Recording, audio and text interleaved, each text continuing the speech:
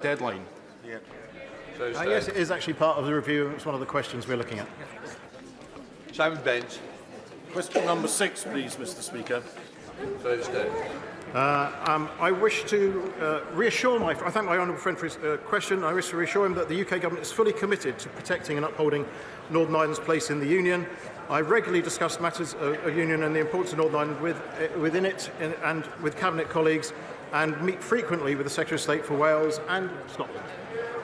Simon Baines. Thank you, Mr. Speaker. Would my right honourable friend agree that the Union is now stronger than ever, particularly with the decline of the SNP,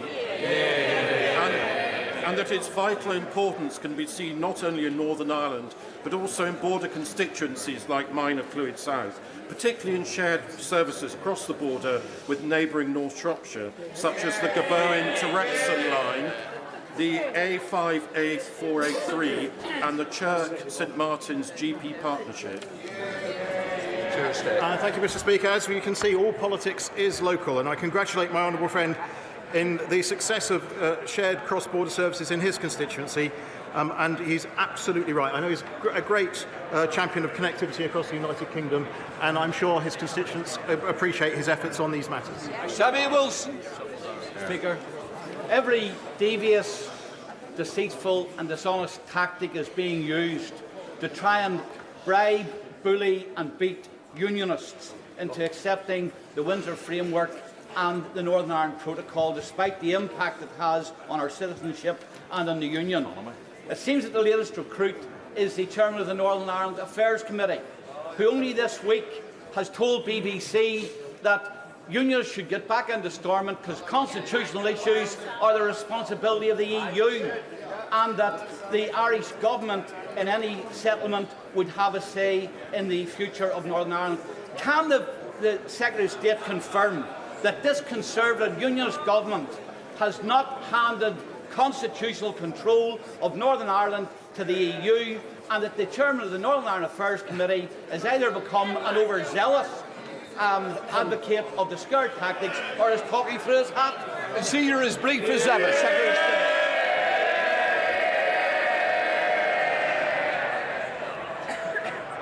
Well, based on that, Chair, the Select Committee Chair has a lot of work to do to increase his popularity in this House. I think, as ever, the honourable gentleman asks a question in his characteristic shrinking violet way, and I have to say I completely disagree with what he says about my right honourable friend. But we need to get a deal done now. The people of Northern Ireland want to get a deal done. It is time for a deal to be done. Let's get the executive back up and running. Before we come to Prime Minister's questions, I'm pleased to inform the House that since last week we've been providing British Sign Language coverage on all question statements as a matter of course. This is available directly on parliamentlive.tv and is also available to broadcasters, media outlets who may be interested in taking up the live feed. I'm delighted that House Service has been able to deliver this significant improvement to accessibility of our proceedings. We now start with questions. Prime Minister Jason McCartney. Question 1, please, Mr. Speaker. Prime Minister. Mr. Speaker, this morning I had meetings with ministerial colleagues and others in addition to my duties in this House. I shall have further such meetings later today. Jason McCartney. Thank you, Mr. Speaker. According to the Alzheimer's Society, nearly 5,000 people are currently living with dementia in my Colne Valley constituency, of whom 3,153 have had a formal diagnosis. That figure went up by 1 this week with my dad's diagnosis. My dad is my constituent. Will my right honourable friend pledge to make dementia a priority by driving up diagnosis rates, bolstering dementia research, investing in social care and improving access to the most innovative diagnostic methods and improving access to new life-changing treatments? Prime Minister. Well, can I send my warmest wishes to my honourable friend and his father and family, and I recognise that a dementia diagnosis can bring worry, both for the person who is diagnosed, but also their wider family. And my honourable friend is absolutely right about the timely diagnosis of dementia. It's vital to make sure that those affected can access the care and support they need. NHS England is actually carrying out a pilot to make sure that we can improve dementia diagnosis in care homes. Our major condition strategy also includes a focus on dementia, but crucially, as my honourable friend said, we are now doubling the funding for dementia research so we can help everyone, including his father. We now come to the Leader of the Opposition, Keir Starmer. Can I send my best wishes to the honourable member and his father also, and all those suffering in this way? Mr. Speaker, I can't let today pass without saying how saddened I was by the tragic death of Bronson Battersby, aged just 2, who died in heartbreaking circumstances in Skegness. I know that this House will join me in sending our deepest sympathies to his family. Mr. Speaker, the government has been forced to admit that it has lost contact with 85% of the 5,000 people earmarked for removal to Rwanda. Has he found them yet? Prime Minister. Mr. Speaker, what I can tell the honourable gentleman is that in spite of him blocking every single attempt that we have taken, we have managed now, because of our actions, to reduce the number of people coming here by over a third last year, remove over 20,000 people from this country back to their home countries, carried out 70% more illegal enforcement raids, arrested hundreds of people, closed down thousands of bank accounts, and processed over 100,000 cases, the biggest number in over 20 years, Mr. Speaker. That's because on this side of the House, we want to stop the boats, we have a plan, it's working, and with him, we would just go back to square one. My first thought is, how do you actually lose 4,250 people?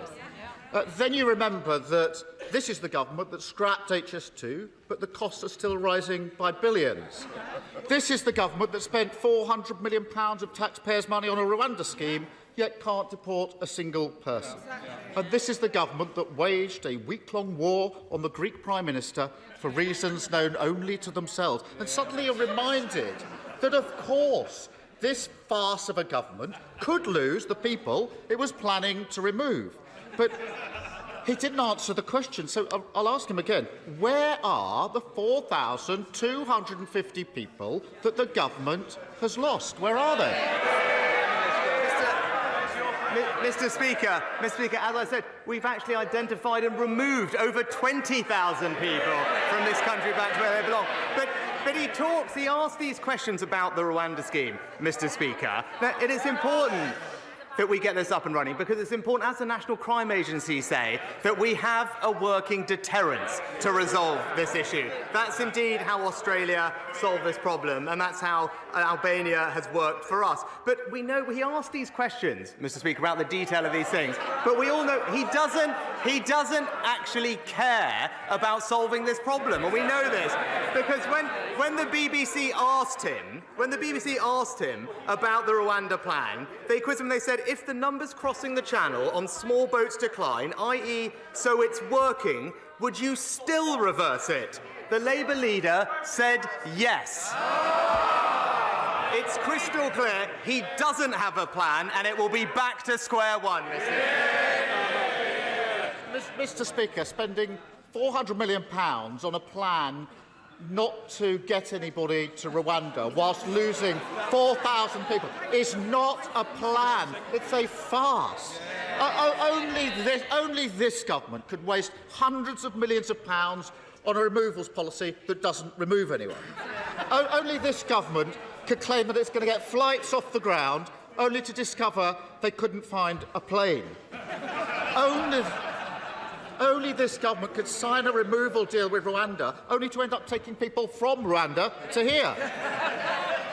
But he still hasn't answered the question. So I'll try again. What progress has he made in locating the 4,250 people his government has apparently lost? He's dodged it 3 times. Where are they?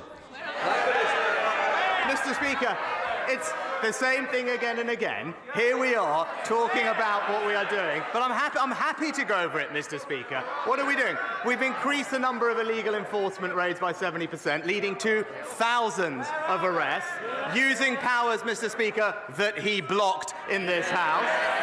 We have closed down thousands of bank accounts of illegal workers, again, using powers that he blocked, Mr. Speaker. Order. Mr. Do you want that early cup of tea, or are you going to be a little bit more silent, Prime Minister? And, Mr. Speaker, as I said, we have worked through a record number of cases and returned a record number of people back to where they've come. All of that is a plan that is working, and we can see that it's working because the numbers of people coming to this country are down by over a third, Mr. Speaker. But again, it is a bit rich to hear him in here pretending that he cares about how we actually stop the boats when he's been crystal clear. He's been crystal clear and said that even if the plan is working to reduce the numbers, he would still scrap it, Mr. Speaker. It's because he has no values, no conviction and no plan, and it's back to square one.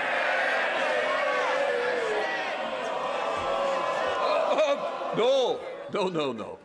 Yes. He hasn't got a clue where they are, has he? I can tell you one place they aren't, and that's Rwanda. Because the only people who sent to Rwanda is cabinet ministers. And for all the word, the ridiculous thing is, we know the Prime Minister himself doesn't even believe in this Rwanda gimmick. He had to be talked out of scrapping the whole thing. He didn't want to fund it. He didn't think it would work. When he sees his party tearing itself apart, hundreds of bald men scrapping over a single broken comb, doesn't he wish he'd had the courage to stick to his guns? Well, Mr. Speaker, now, I have absolute conviction that the plan we've put in place will work. Absolute conviction, because I believe it's important that we grip this problem. Now, he spends a lot of his time in this House talking about his time as a lawyer, Mr. Speaker, and I would urge him to listen to them, because Lord Wolfson has said that our bill severely limits the... Four eminent KCs have said that it is undoubtedly the most robust piece of immigration legislation this Parliament has seen, and Mr. Speaker, a former Supreme Court... I want to hear what the Prime Minister's got to say, because it matters to my constituents, those who feel it doesn't matter to those. Please leave, Prime Minister. As I said, Mr. Speaker, four eminent KCs said this is undoubtedly the most robust legislation passed, and a former Supreme Court Justice has been clear that the bill would work. But I know, Mr. Speaker, he's always been more interested in what lefty lawyers have to say, Mr. Speaker. I've even got here the textbook that he authored for them. And it's called, and I quote, European Human Rights Law by Keir Starmer. So... Prime Minister! Prime Minister, when I stand up, please sit down. Can I just say, we don't use props in this House, and I will certainly ensure that if you do need reminding, I certainly will. Keir Starmer. It's such utterly pathetic nonsense. He's been brutally exposed by his own MPs yet again. He's got one party chair who says she hopes the Lords will rip his Rwanda deal to pieces. He's got two more who had to quit because they don't think it'll work. All of them appointed by him, all now in open revolt against his policy, each other, and reality. Is there any wonder they all think this gimmick is doomed to failure when the Prime Minister himself doesn't believe in it? Mr. Speaker, it is rich to hear from the honourable gentleman about belief in something, because it will be news to him. It is actually the case that you can believe in something and stick to that position on this side of the House.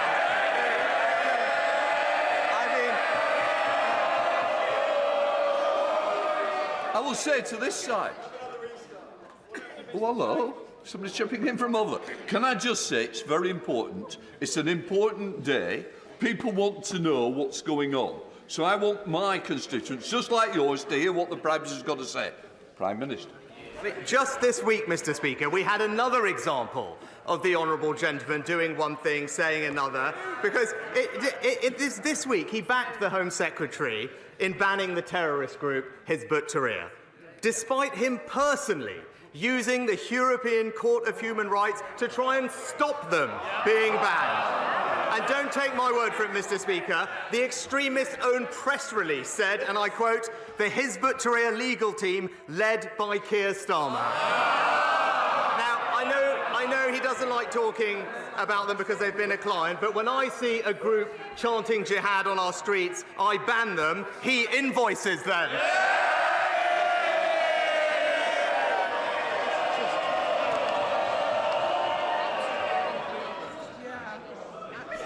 Because there's 8 questions that I think some of you may want.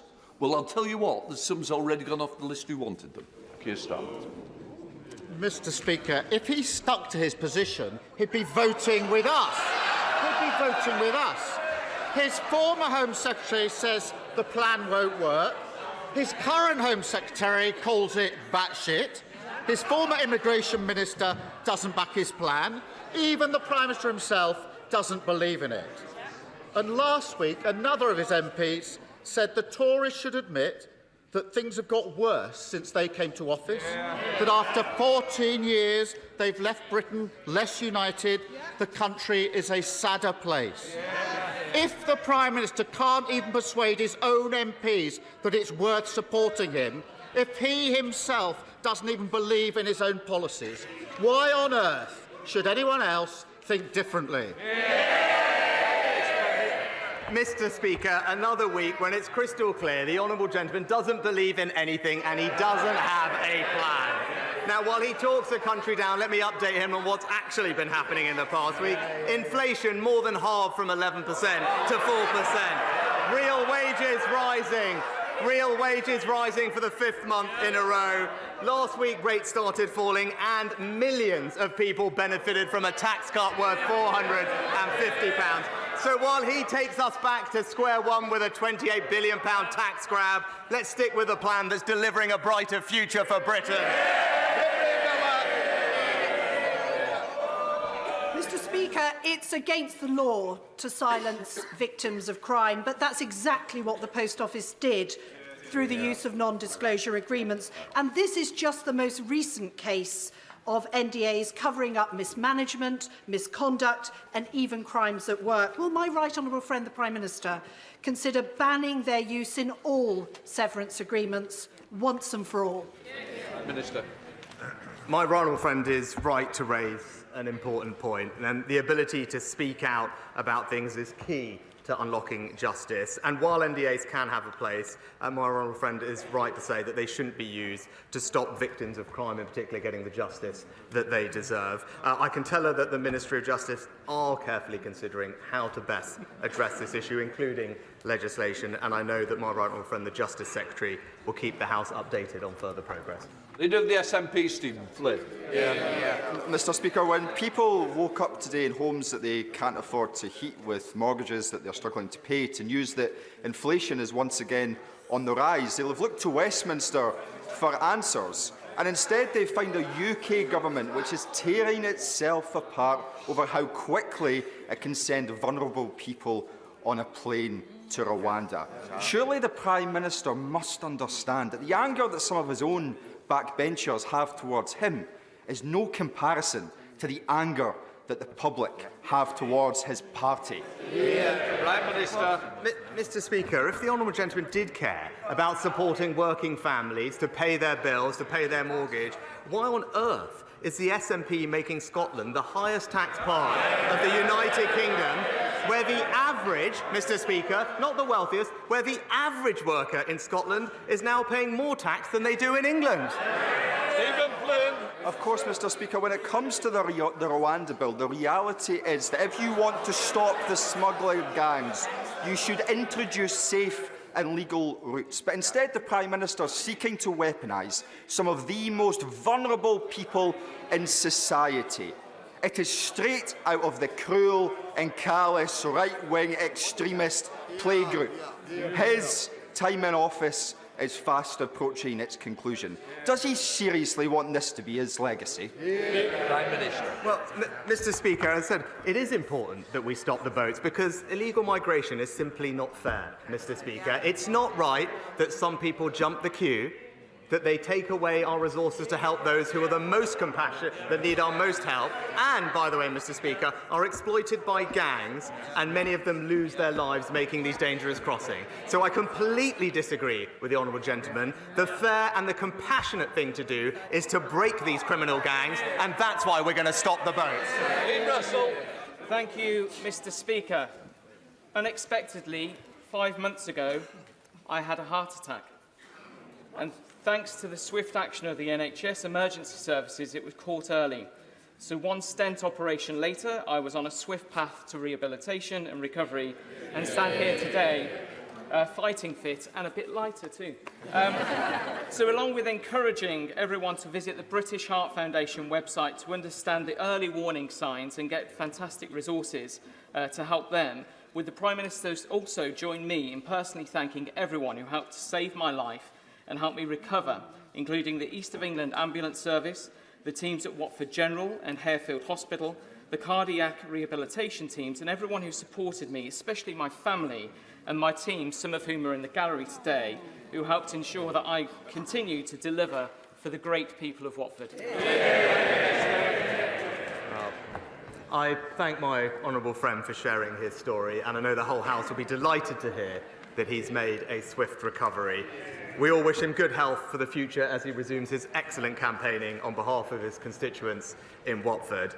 And I also join him in thanking our fantastic NHS staff for the life-saving work that they do up and down the country. We're backing them with record resources, from our doctors to our ambulance service. We are all in this House truly grateful for what they do. Caroline Lucas. Thank you very much, Mr. Speaker. Until the UK government calls for an immediate ceasefire, it is complicit in the horrors in Gaza. Not my words, but those of the head of Oxfam, who, like every single agency trying to operate on the ground, is clear that aid can't be effectively delivered while fighting continues. More UK aid is, of course, welcome, but even when it does get through, it can result in what one Palestinian aid worker calls bombing us on full stomachs.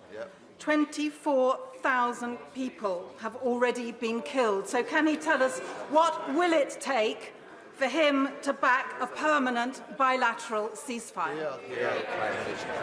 Mr. Speaker, of course, we want to see a peaceful resolution to this conflict as soon as possible. A sustainable, permanent ceasefire with an end to the destruction, fighting and loss of life, release of hostages and no resumption of hostilities would, of course, be the best way forward. But in order to achieve that, a number of things need to happen. Hamas would have to agree to release all the hostages.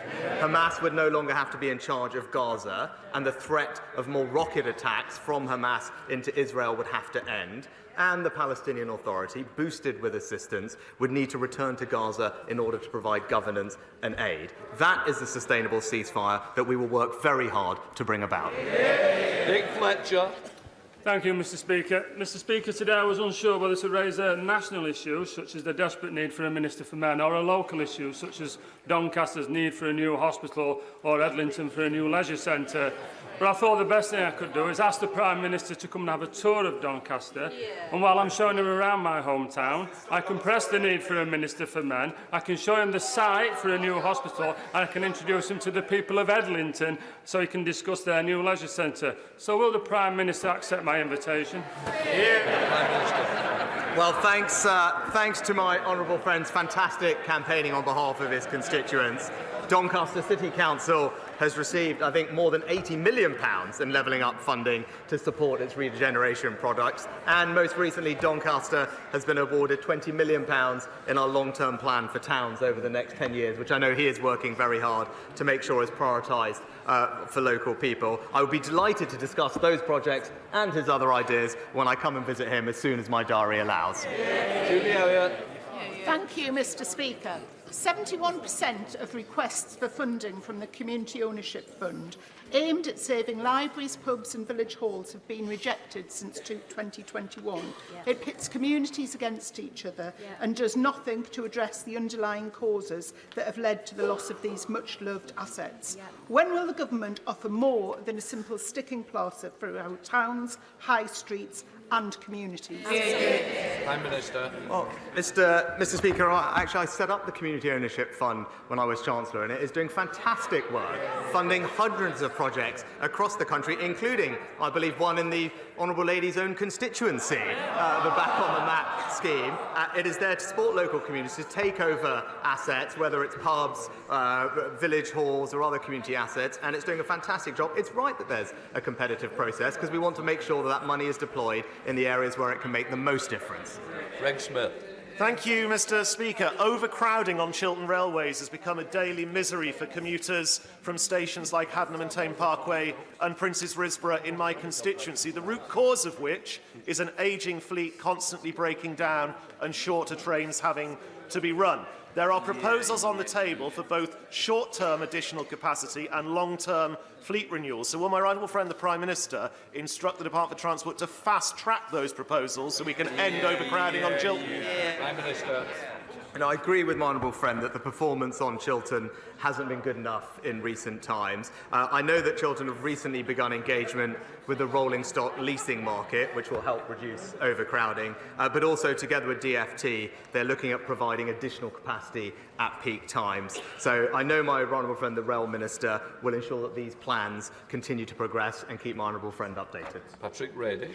Thank you, Mr. Speaker. What exactly is it about the prospect of deportation to Rwanda that makes the government think it will be such a deterrent to asylum seekers? Does it think that life in Rwanda is somehow less comfortable, less secure, less safe than it is here in the United Kingdom? What does the government think is wrong with Rwanda that means asylum seekers won't want to live there?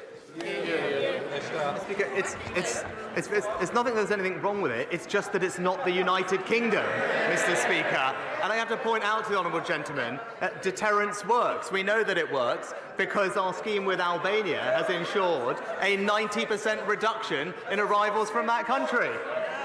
To Therese Coffey. Mr. Speaker, I know my right honourable friend the Prime Minister is committed to energy security and the development of renewables, as am I, and that's why Sizewell C started a DCO this week. However, there are plenty of other developments which are happening on greenfield sites where CPOs are planned to be used by National Grid to plough up farming fields used for food but also tree production as well, when there are brownfield sites already available connected to the network. National Grid is refusing to publish its study of Bradwell and why they deem it would not be suitable for this connection of offshore wind farms and interconnectors. Will he meet with me to discuss this and other East Anglian MPs and also to use the powers of his office to get that study published? As my honourable friend will know, that planning applications for new infrastructure are managed independently, so I can't comment on specific cases, but I do agree with her that it's important to listen to the views of local communities like those that she represents across Suffolk and East Anglia. I know my honourable friend for Aberdeenshire West was visiting her area recently to mark the commencement of the project at Sizewell C, and I can assure her that relevant ministers will continue to pay close attention to her concerns. Stevens. Thank you, Mr. Speaker. The Leader of the House last week correctly described the contaminated blood scandal as on another level compared to other scandals. Now that Sir Brian Langstaff has announced today the publication of the final report of the infected blood inquiry, he reminds us, Mr. Speaker, that his principal recommendation remains that a compensation scheme should be set up with urgency and that no one should be in any doubt about the serious nature of the failings over more than 6 decades that led to catastrophic loss of life and compounded suffering. Prime Minister, over 100 parliamentarians wrote to you this week, so can you tell us now when those affected will be paid compensation for their loss? Mr. Speaker, I'm acutely aware of the strength of feeling on this issue and indeed the suffering of all of those impacted by this dreadful scandal. I gave evidence to the inquiry last year, and as I said then, I recognise the suffering that thousands have experienced over decades. He will know that the Minister for the Cabinet Office updated Parliament on this towards the end of last year. He'll know it's a highly complex issue. Interim payments have been made in some cases, and we are committed, absolutely committed, to responding to the final report as quickly as possible following its publication. Robert Neal. Thank you, Mr. Speaker. Last week, Conservative-controlled Bromley Council's children's services were rated outstanding by Ofsted in all 4 areas of inspection, only the 3rd time that has happened under the current framework. Will he join me in congratulating the officers and members of Bromley Council, and perhaps even visit Bromley and see our new cost-saving civic centre? Well, perhaps not quite on my way to Doncaster, but I'll bear it in mind. But can I join my honourable friend in paying tribute to Bromley Council and all the officers involved in providing what is an incredibly important service in their local community and looking after some of the most vulnerable children in our society. They all deserve our thanks and our praise for their brilliant efforts. Dr. Rupert. Thank you, Mr. Speaker. HS2 promised to transform intercity travel and my seat where Old Oak Common will be one day. But after Leeds and Manchester were ditched, its London end's now in doubt. Could the PM today commit to ensuring it at least reaches Euston, or is he intent on stopping all transport forms, except private jets, maybe? Prime Minister. I think her leader might have something to say about the forms of transportation, Mr. Speaker, and perhaps on HS2 as well, because I still haven't actually heard from him his position on the whole subject. But we have, Mr. Speaker, I would say Old Oak Common is destined to be one of the foremost stations in the country because of the station and the extra connectivity that it will have across London as the initial terminus for HS2 trains. And as we said at the announcement, we are working with the private sector, as we have done in other developments in London, to raise private money, save the taxpayer money, and deliver the connection to Euston as planned. Thank you, Mr. Speaker. I've just got back from the inaugural Women's Health Summit. During the summit, it was announced that the specialist maternal mental health services will now be available to women in every part of England by March. This is particularly pertinent for me after one of my constituents, Jessica Cronshaw, passed away whilst pregnant with her baby Elsie after suffering with severe pregnancy sickness, hyperemesis gravidarum. So can I thank the government for following through with this important reform and push him to keep going with the spirit of this reform so our NHS is fit for women in the future? Prime Minister. Well, can I thank my honourable friend for raising this matter, and I know the whole House will want to convey our sympathies to Jessica's family, but I'm pleased that the reforms that we are making will make a difference to women across the country in the future. We're committed to our women's health strategy, and I'm grateful that for her support and, again, her advice and ideas so we can ensure it delivers the care that we want it to across the country. Andrew Gwynn. The Conservative candidate for the Wellingborough by-election yesterday revealed that the Conservative Party had offered her a deal to be the candidate if the previous member, her partner, stood down without a fuss. The Prime Minister said just last week that candidate selection is all done locally within his party. So would he now like to deny that this secret deal was offered? Mr. Speaker, as I said last week, in our party, candidate selection is done locally. James Gray. Mr. Speaker, would my right honourable friend the Prime Minister agree with me that a remote rural hotel is just the wrong place to house asylum seekers and refugees from their point of view? And will he therefore join me in thanking the Home Secretary for announcing yesterday that the Wiltshire Hotel outside Rolwyn Bassett is in fact to be returned to its proper purpose in April? Well, I thank my honourable friend for the question. He's absolutely right. The use of hotels is unfair, and also it's unfair on local communities and also costs taxpayers £8 million a day. And that's why our plans to reduce the number of people coming has meant that we could close the first 50 hotels across the country, with more to follow. And I thank the Home Secretary and his team for their efforts. But fundamentally, the only way to resolve this once and for all is to implement our Rwanda scheme so we can have a working deterrent, and that's how we will stop the boats. Charlotte Nichols. Thank you, Mr. Speaker. I've been contacted by desperate constituents who have rung every single pharmacy within a 50-mile radius of Warrington and still haven't been able to access their medication for ADHD.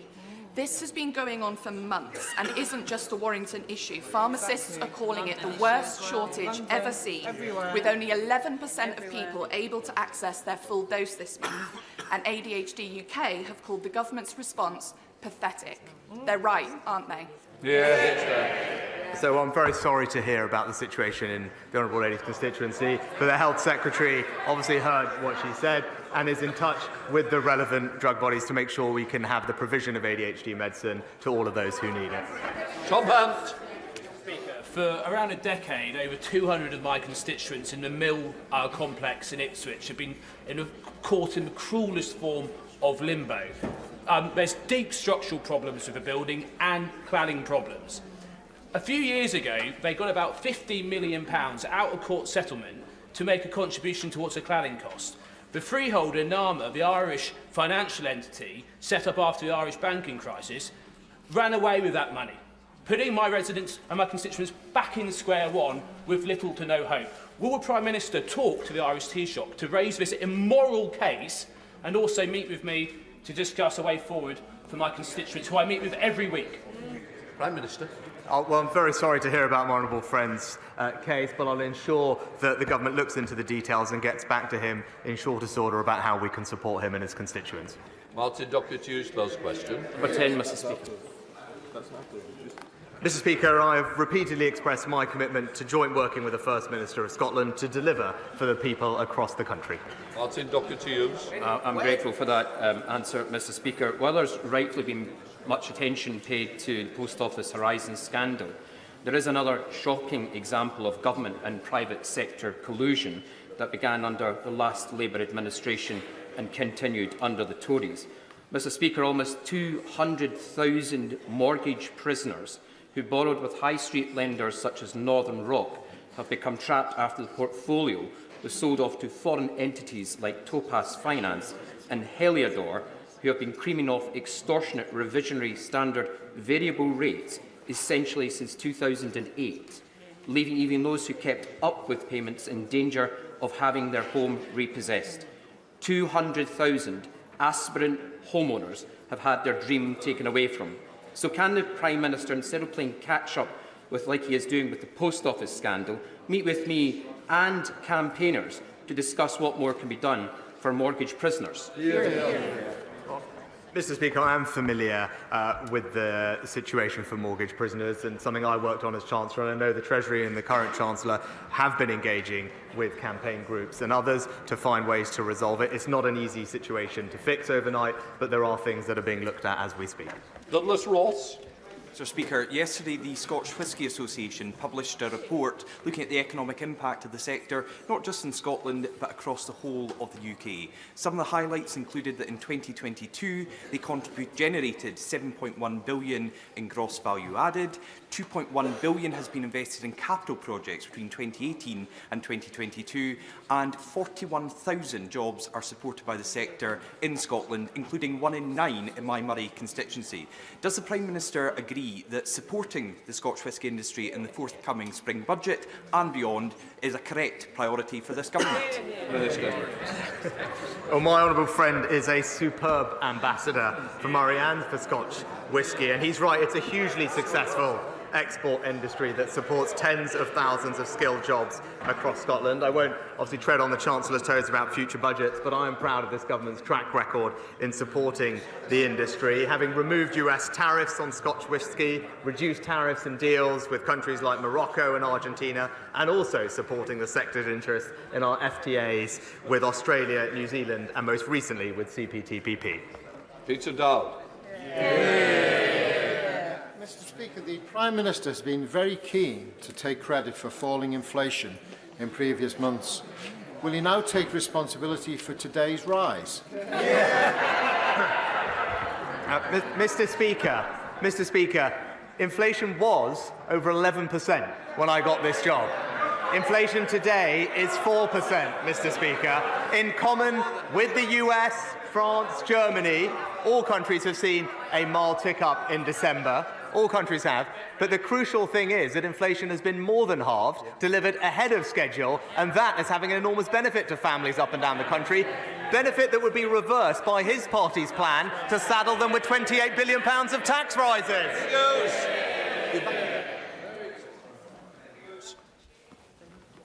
Mr. Speaker, I'm a keen park runner in Walsall, but I'm also part of the core team of volunteers that recently brought parkrun to Tamworth. So in the 20th anniversary year of parkrun, will the Prime Minister join me in encouraging other towns that don't yet have a parkrun to get one? Prime Minister. Well, it's great to hear that my honourable friend is an avid park runner, and I thank him for actually volunteering so that the people of Tamworth can enjoy one too. I completely agree with him. When I had more time, I was a regular at the North Allerton Park Run and the Junior Park Run as well, which I recommend for those with children. It is a fantastic and accessible way to get people moving, and I join him in encouraging everyone to get involved in his local area and beyond. Daisy Cooper. Thank you, Mr. Speaker. At the last general election, residents in West Hertfordshire were promised a new hospital, but we are still waiting for the green light and having to put up with broken lifts and overly crowded treatment wards. In other parts of the country, there are entire hospital buildings that have had to be closed down, like the one in Stepping Hill in Stockport, because they are structurally unsafe. From broken promises on new hospitals to the backlog of repairs, people are sick and tired of waiting. So can the Prime Minister tell me, by the time of the next general election, how many of the broken hospitals will be fixed, and will my residents be able to point to a single spade in the ground? Well, Mr. Speaker, we're investing record sums to not just deliver 40 new hospitals across the country, but 90 different hospital upgrades. And she'll be familiar with the plans, I hope, at West Hertfordshire Trust to develop a new emergency and specialty care facility at Watford General, including women's and children's services. It will make an enormous difference to residents in the area. Leave it. Thank you, Mr. Speaker. A recent BBC News article raised fears that Blyth could become a ghost town, as we see our shopping centre closed to be replaced by a new higher education facility. Residents are right to be concerned, and I have personally seen decades of Labour neglect and decline in our town. And I really have. But this Conservative government has invested hundreds of millions of pounds to level up my constituency with spades in the ground as I speak here in the House of Commons. Can my right honourable friend assure me that the rebirth of our towns will continue as a key focus of this Conservative government? Well, my honourable friend is absolutely right, and I commend him for being such a strong advocate for Blyth.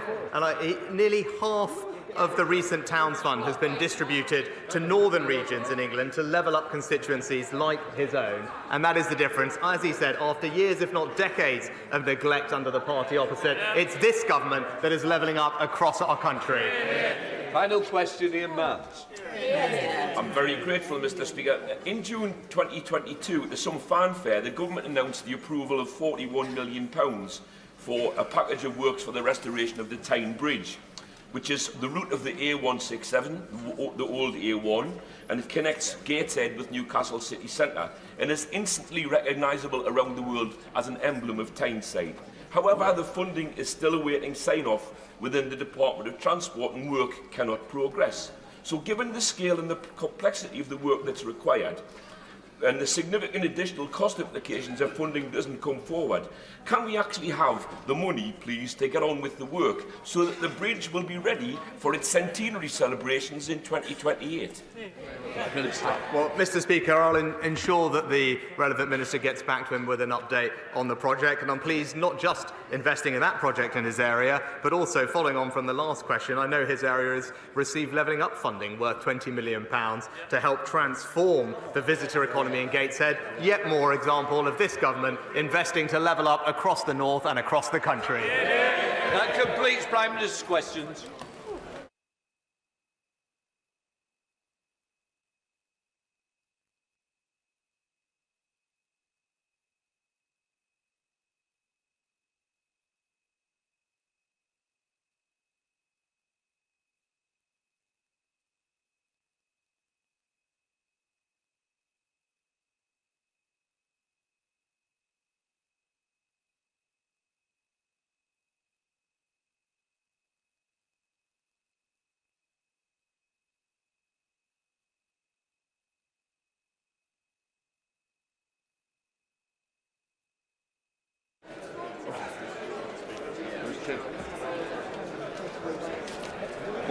Point of order. Dame Diana Johnson. Mr Speaker, further to the question asked by the Honourable Member for Glasgow South West and the announcement this morning by Sir Brian Langstaff about the report on the infected blood inquiry now being scheduled for publication in May, the Honourable Member also raised that Sir Brian said very clearly in his comments this morning, "My principal recommendation remains that a compensation scheme should be set up with urgency," and he made that recommendation in April 2023. The Prime Minister did not respond to what Sir Brian has said this morning, and I wondered whether, Mr Speaker, you'd had any indication there'll be a statement from the Cabinet Office to set out what they are going to do about complying with the recommendations made by Sir Brian. Can I just first of all say this is a very important issue, and I do know that the Honourable Lady has certainly campaigned all the way through to ensure that people are recognised the suffering they've had and the tragedies within those families. What I would say is I'm not responsible for the Prime Minister's answer, and I would say is I've been given no notice that a statement is coming. But what I do know, and I can be rest assured, that the Honourable Lady will not stop at the question she's just asked, but she will pursue it through other avenues to ensure that the question she asked is answered somewhere. Right, we now come to presentation of bills. Tim Farron. Outdoor Education Bill. Second reading what day? Friday, 21st of June, sir. Friday the 21st of June. Okay, Tim, thank you. Right, we come to the 10-minute rule motion. I call Caroline Lucas. Thank you very much, Mr Speaker. I beg to move that leave be given to bring in a bill to establish the right to breathe clean air, to require the Secretary of State to achieve and maintain clean air in England, to involve the UK Health Security Agency in setting and reviewing pollutants and their limits, to enhance the powers, duties and functions of various agencies and authorities in relation to air pollution, to establish the Citizens' Commission for Clean Air with powers to institute or intervene in legal proceedings, and to require the Secretary of State and the relevant national authorities to apply environmental principles in carrying out their duties under this Act and the Clean Air enactments, and for connected purposes. Madam Deputy Speaker, in 2013, the life of 9-year-old Ella Roberta Adukisi-Deborah was tragically cut short when she suffered a fatal asthma attack. Ella lived close to the heavily congested South Circular in Lewisham, and following an inquest in 2020, she became the first person to have air pollution listed on her death certificate, with the coroner, Philip Barlow, concluding that, and I quote, "Ella died of asthma contributed to by exposure to excessive air pollution." Next week would have been Ella's 20th birthday, and I know that all of our thoughts will be with her family at this time. I'd also like to pay tribute to Ella's mum, Rosamond, who's in the public gallery today, for her incredible campaigning on air pollution, and to express my personal thanks to her for allowing this bill to be called Ella's Law in memory of her daughter. It's an honour to be able to present it in the House today. Madam Deputy Speaker, this bill is needed because, simply put, the state of our filthy air is a public health emergency. Air pollution is associated with conditions like asthma, heart disease and cancer, and has been shown to impact our mental health too, leading to an increased risk of schizophrenia, depression and anxiety. Its impacts aren't equally felt, however, with those on low incomes and from black and ethnic minority backgrounds far more likely to live in polluted areas. And it's children's health that's affected most of all, with a study published just last week by the University of Dundee revealing an increase in under-16s admitted to hospital for respiratory problems following periods of high air pollution. A 2019 study by King's College London also showed that living within 50 metres of a busy road can stunt children's lung growth by up to 14%. And for context, it's estimated that in London, 1/3 of the population, around 3 million people, live near to a busy road. It is therefore profoundly shocking, but perhaps not entirely surprising, that the UK has one of the highest rates of asthmatic children across Europe, with 1 in 11 young people living with asthma. It's been calculated that cleaner air could prevent up to 43,000 avoidable deaths in the UK each year, and it could save the public purse billions as well. Estimates of the public cost of air pollution total as much as £20 billion each year, including the impact on social care and on our crumbling NHS. So it could not be more urgent that the government takes action to clean up our air and protects lives both now and in the future. Yet despite their current approach being vastly insufficient, ministers remain bullish in defending their efforts. Indeed, last year the Prime Minister himself told me, and I quote, "We are confident that the measures we're putting in place are not only legally binding, but world-leading in tackling air quality." And he went on to say that the Environment Act provides, and I quote again, "the capability, accountability and ambition needed to make all the effective interventions to drive down air pollution." And yet the reality is that the Environment Act did very little to help deliver clean air, and it is certainly not world-leading. And the environment target that did get made under it to reduce levels of PM2.5 to 10 micrograms per cubic metre falls short of the new WHO guidelines for 5 micrograms per cubic metre, and it could certainly be achieved far earlier than the government's target date of 2040. Indeed, when Professor Frank Kelly from Imperial College London, an advisor to the World Health Organization on health and pollution, recently gave evidence to the Environmental Audit Committee, he said very clearly that, and I quote, "Our studies show that 99.8% of the UK could achieve a figure of 10 micrograms per cubic metre by 2030, and the 0.2% that could not was certain hotspots in London, which again, if you took extra measures, you could probably eliminate as well." Professor Sir Stephen Holgate from the University of Southampton and Special Advisor on Air Quality to the Royal College of Physicians subsequently wrote to the committee to confirm that this change would result in around 20 fewer infant deaths each year. 20 fewer lives lost, 20 families saved from unimaginable heartache. And so with the Mayor of London having already committed to delivering on this more ambitious target, and with such significant benefits, it is incumbent on ministers to explain why the current legal limit remains so unambitious.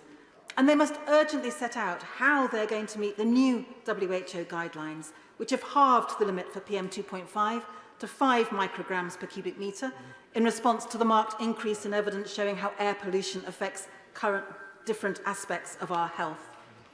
In the words of the Chief Medical Officer, Professor Chris Whitty, we can and should go further, and it is technically possible to do so. So the Clean Air Human Rights Bill, or Ella's Law, would set out an entirely new approach to delivering clean air in England. First, it would enshrine the human right to clean air precisely and explicitly in English law, thereby transforming decision-making by public authorities by requiring them to consider clean air alongside other rights under the Human Rights Act. It will be a step towards incorporating the 2022 resolution adopted by the UN General Assembly, which recognises the human right to a clean, healthy and sustainable environment. It follows a one air approach that encompasses the health and environmental impacts of air pollution and greenhouse gases. And it would set standards based on advice from the Climate Change Committee and on the WHO's new air quality guidelines, and require the Secretary of State to achieve clean air within 5 years, with the possibility of postponement for up to a further 5 years per pollutant, subject to strict conditions. Now, the Environment Agency and the Climate Change Committee would be required to review the pollutants and the limits annually and advise the Secretary of State if they need tightening. The bill also covers air pollution both outdoors and indoors in public spaces and where health and safety standards apply. The tragic death of 2-year-old Awab Ishak, brought on by extensive mould in his family's flat, shone a spotlight on the significance of indoor air pollution. And whilst I welcome the prompt action which was taken by the Secretary of State for levelling up in bringing forward Awab's law, a law which should now, frankly, also be applied to the private rented sector through the Renters Reform Bill, it is very clear that legislation to address indoor air pollution must extend beyond the home too. Especially since, on average, we spend around 80% of our lives indoors, whether for work or study or leisure. And finally, in order to ensure independent scrutiny and continuous improvement, this bill would establish a Citizens' Commission for Clean Air, which would review annually the Secretary of State's compliance with the provisions of the bill and advise the Secretary of State where improvement is needed. Now, this is a bill which has already undergone significant scrutiny in the other place, after my noble friend and Green Party peer, Baroness Jones of Moulscombe, topped the Private Members Bill ballot in the previous parliamentary session. It has already been extensively debated, amended and improved, and it received cross-party support, including from Lord Randall of Uxbridge, former Environment Advisor to the Right Honourable Member for Maidenhead when she was Prime Minister, and he said, and I quote, "We have waited too long for proper clean air legislation. I urge the Minister to back this and say that it is a golden opportunity to do something really wonderful. The government could take pride in being part of a world-beating bill." Well, Madam Deputy Speaker, I think he was absolutely right. By taking up Ella's Law, the government has a real opportunity to genuinely lead the world in tackling this pressing public health emergency, and I urge them to take it. Hear, hear. The question is that the honourable member have leave to bring in the bill. As many as are of that opinion say aye. Aye. The contrary, no. I think the ayes have it. The ayes have it. Who will prepare and bring in the bill? Barry Sherman, Leila Moran, Ian Byrne, Dan Carden, Munira Milson and myself, Madam Deputy Speaker.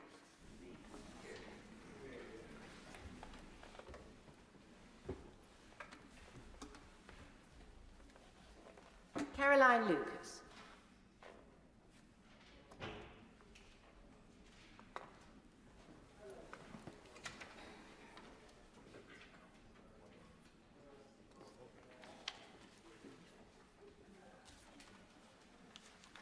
Clean Air Human Rights Bill. Second reading what day? Friday the 14th of June. Friday the 14th of June. Thank you. The clerk will now proceed to read the orders of the day. Safety of Rwanda Asylum and Immigration Bill Committee. No. Order.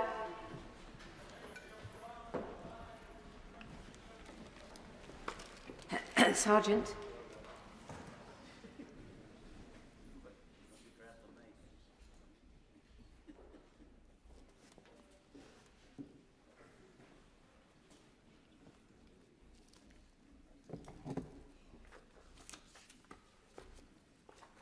Order.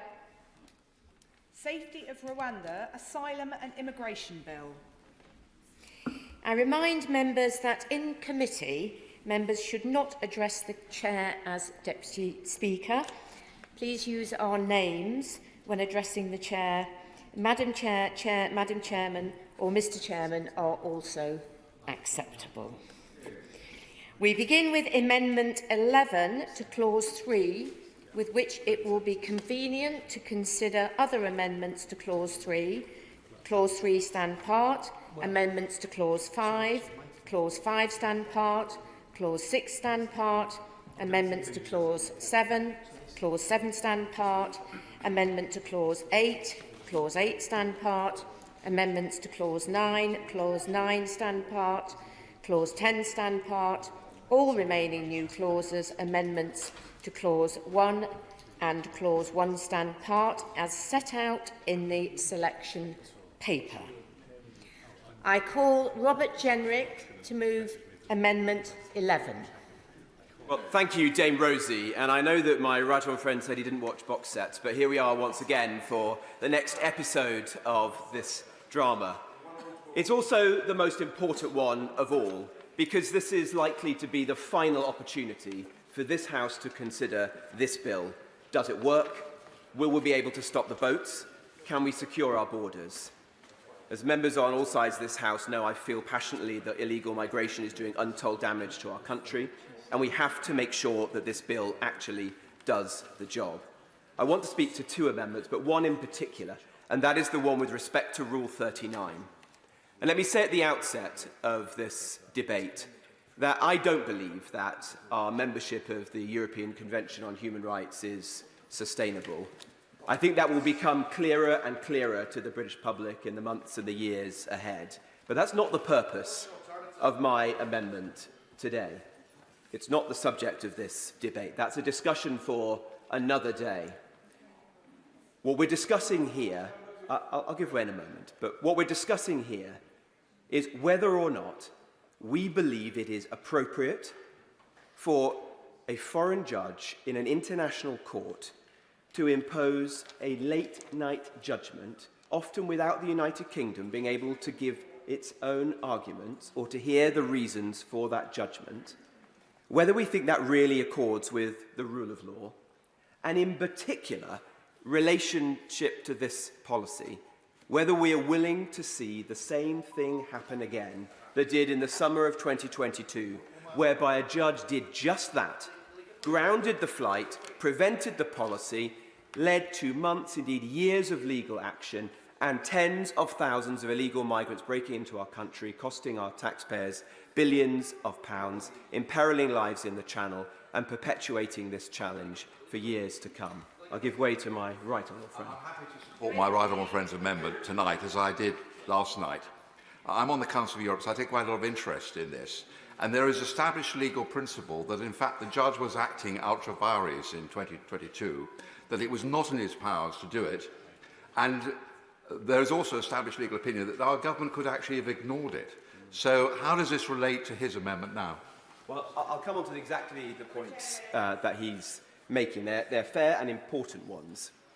I think as night follows day, if we don't make changes in this respect, we'll find ourselves in a few months' time in exactly the same position that my right honourable friend, the member for Whittam, as Home Secretary, was in the summer of 2022, whereby the Strasbourg Court will issue one, potentially many, Rule 39 interim measures. The decision will fall to a minister, perhaps my right honourable friend, the Minister for Illegal Migration, and other colleagues within government, about what to do. The courts will be involved, and we'll find ourselves in a very difficult, indeed intractable situation. It is, as I said before, a bit like pulling the pin out of a grenade, but not being prepared to throw it. Setting this scheme in train without knowing what you would do when this happens. It's entirely foreseeable. Let's find a way through this challenge. I'll give way in a moment. Now, to answer my right honourable friend's question and to think about the legitimate challenge that's made to those like me who make this argument or who raise this issue, you have to go back to the foundation of the court. And many of my colleagues say, well, it was great conservative and British jurists who were the authors of the European Convention on Human Rights. Why would you want to alter what they created? Well, with respect, that's a misunderstanding of what was done when the convention was founded and the treaty signed. No one signed up to the court being able to make binding injunctions. In fact, quite the opposite. This was considered at the time and was rejected. The UK, like all other signatories to the European Convention, expressly declined to give the court the power to make binding interim measures. This was something that was created by activist judges in 2005 in response to a particular case, which was the Mamat Kulov Askalov versus Turkey case in 2005, whereby the court conferred upon itself a power which was not given in the treaty. And I think it is a mistake that the United Kingdom has, by convention, gone along with this approach that the court has given itself for many years. And don't take my word for it. Take the word of many other eminent jurists and lawyers. When this very point was considered in the other place during the passage of the Illegal Migration Act, a point not dissimilar to the one that I'm making, but I won't put words into their lordships' mouths, was made by the noble Lord Sandhurst, the noble Lord Fuchs, the noble Lord Wolfe, and in a foreword to an important piece related to this, the noble and learned Lord Sumption has made a similar and very important point. In fact, the Professor of International Law at the University of Oxford, Professor Richard Eakins, that many of us respect highly, has said that to change this approach is not to breach the rule of law, it's to defend the rule of law, because we, as signatories of the European Convention, expressly objected to this approach. And this has been conferred by activist judges outside of the rule of law, and we shouldn't be following through this. I'll give way to the honourable member because he was first in the queue. I'm very grateful to the honourable gentleman, and I will say at least he has the strength in being vocal about what he actually believes, which is a lot more than many on that side. And he's made it clear that, in his view, he could not care less about what European conventions on human rights say. Will he go further and actually openly say that there is one purpose of this vile, dangerous, inhumane bill, which is to flout international law, and that that side couldn't care less about human rights of the most vulnerable individuals? But I can't say I'm surprised that the honourable gentleman sinks to those depths and doesn't present a proper legal argument in response, because if he'd been listening to me, I didn't say anything of the sort. The case that I'm advancing is far from undermining the European Convention on Human Rights, and there are many who might wish to leave it. We're defending the original intent of the European Convention on Human Rights and the rule of law, because I don't think that it is sustainable for activist judges in Strasbourg to bend and change the original intent of the signatories of that convention in ways that they would never have accepted and invent new powers. I want us to defend the rule of law, and in this case, that is best defended by saying that interim measures from the European Court are not binding on the UK, either on the domestic plane or upon our ministers. And it is better that we return simply to the position that we were in as a country before 2005. In fact, I think most of that was under a Labour government. I'll give way to the honourable member. The Foreign Minister for giving way. I just wonder, is this British exceptionalism? Is the case that he's making that the ECHR should only no longer apply to the UK, or is he saying that it's not fit for purpose across the board and should be scrapped entirely? As if we're having a bit of a dialogue of the deaf here, because that's not what I said at all. I said that the debate about the European Convention is for another day. But what he is saying that the decision of the Strasbourg Court in 2005 to confer upon itself, without seeking the consent of any of the signatories of the Convention, that it should be able to impose interim measures, injunctions, upon other countries which are binding, is the right way forwards. And indeed, that those injunctions should be able to be made at the 11th hour, in the middle of the night, without giving reasons, without asking for our own arguments, without even naming which judge was behind that. I think that poses very serious rule of law questions and is a reason why conventions such as the European Convention are increasingly out of step. I'll give way to my right honourable friend. My right honourable friend, of course, is right, and that contradicts custom and practice over a very long time indeed. What was the accepted basis for the rule of law in this country?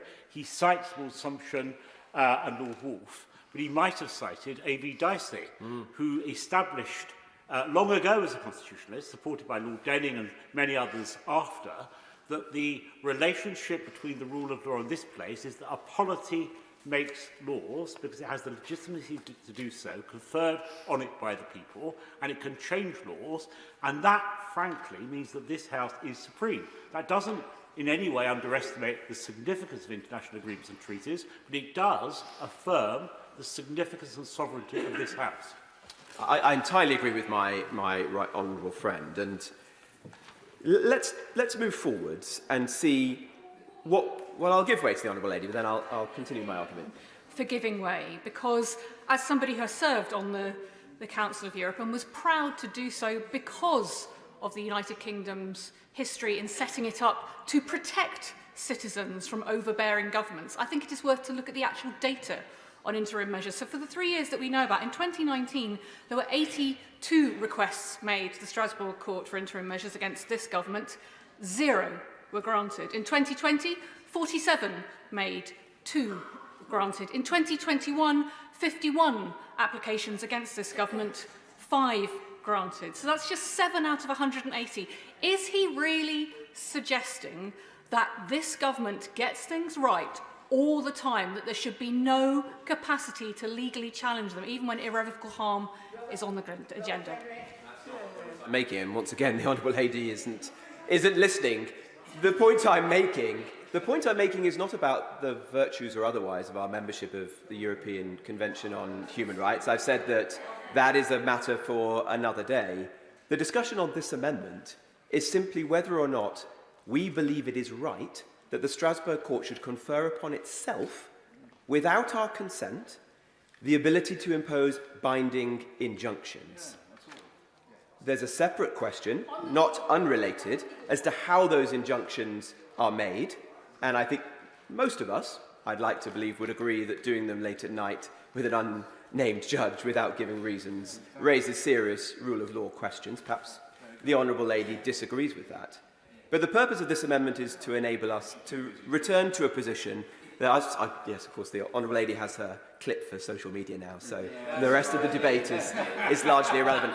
But I'll give way to the Honourable Lady. I want to address the point of law about the court in Strasbourg. The difficulty with the argument he's making is this, is it not? That under the scheme of the Convention, the court is the body that determines the meaning of the Convention, and not just in the case, the 2005 case, but consistently thereafter. The court has held that failing to comply with interim measures amounts to a breach of Article 34 of the Convention. Now, that's the legal difficulty with his argument, is it not? No, maybe a good faith disagreement between the Honourable Lady and I, but I don't believe that international bodies and courts should be able to grow organically as a result of the decisions of activist judges. I think this is a matter of the rule of law and of parliamentary sovereignty. And we in the United Kingdom chose to be signatories of the European Convention on Human Rights. I don't think it's correct that the court gave itself this power in 2005. Now, let me return more directly to how this relates to this policy. So, firstly, let's cast our mind back to the summer of 2022. An interim measure came via a Rule 39 interim measure was imposed by the court. This grounded the flight and prevented us from proceeding with the policy. Do we think that anything has changed in the months and years that have passed? My conjecture is no. We will be in exactly the same position in a few months' time unless we take action. In the Illegal Migration Act, we included a provision which merely restated the orthodox constitutional and legal position that, in theory, it is at the discretion of a minister as to whether or not to comply with a Rule 39 interim measure. Belying that was the government's legal advice that, in its opinion, which I believe to be erroneous for the reasons I've just described, it would be in breach of international law to do so. The Attorney General and the government legal service, therefore, as far as I'm aware, continue to advise ministers and civil servants that a decision not to support a Rule 39 interim measure would be illegal and would be in breach of the Ministerial Code. In fact, my best recollection of that was that no minister should give any indication that they would ignore a Rule 39 interim measure. The Attorney General's position, as I understand it, is that there is a very small number of cases in which it is conceivable that one could do so. But that's a vanishingly slim number of cases and situations. So were that situation to continue, as night follows day, we'll find ourselves in exactly the same situation we were in the summer of 2022. I don't want to be in that position. And I think it would be a huge breach of trust to the British public if we knew something was likely, if we've watched this train speeding down the tracks but moving slowly towards us. We've had ample opportunity to resolve this issue, and we've chosen to do absolutely nothing. We've kicked the can down the road. There's no more road. At the end of the road, there's a precipice. We're moving forward with a scheme, but we don't know how to implement it. We're pulling the pin out of the grenade, but we haven't got the guts to throw it. What we need to do is resolve this. And the way to resolve it seems to me to be quite simple. The government could accept the amendment in my name and that of many, many others. To do so is not to say that we're leaving the European Convention on Human Rights. There are respectable international law arguments behind the amendment.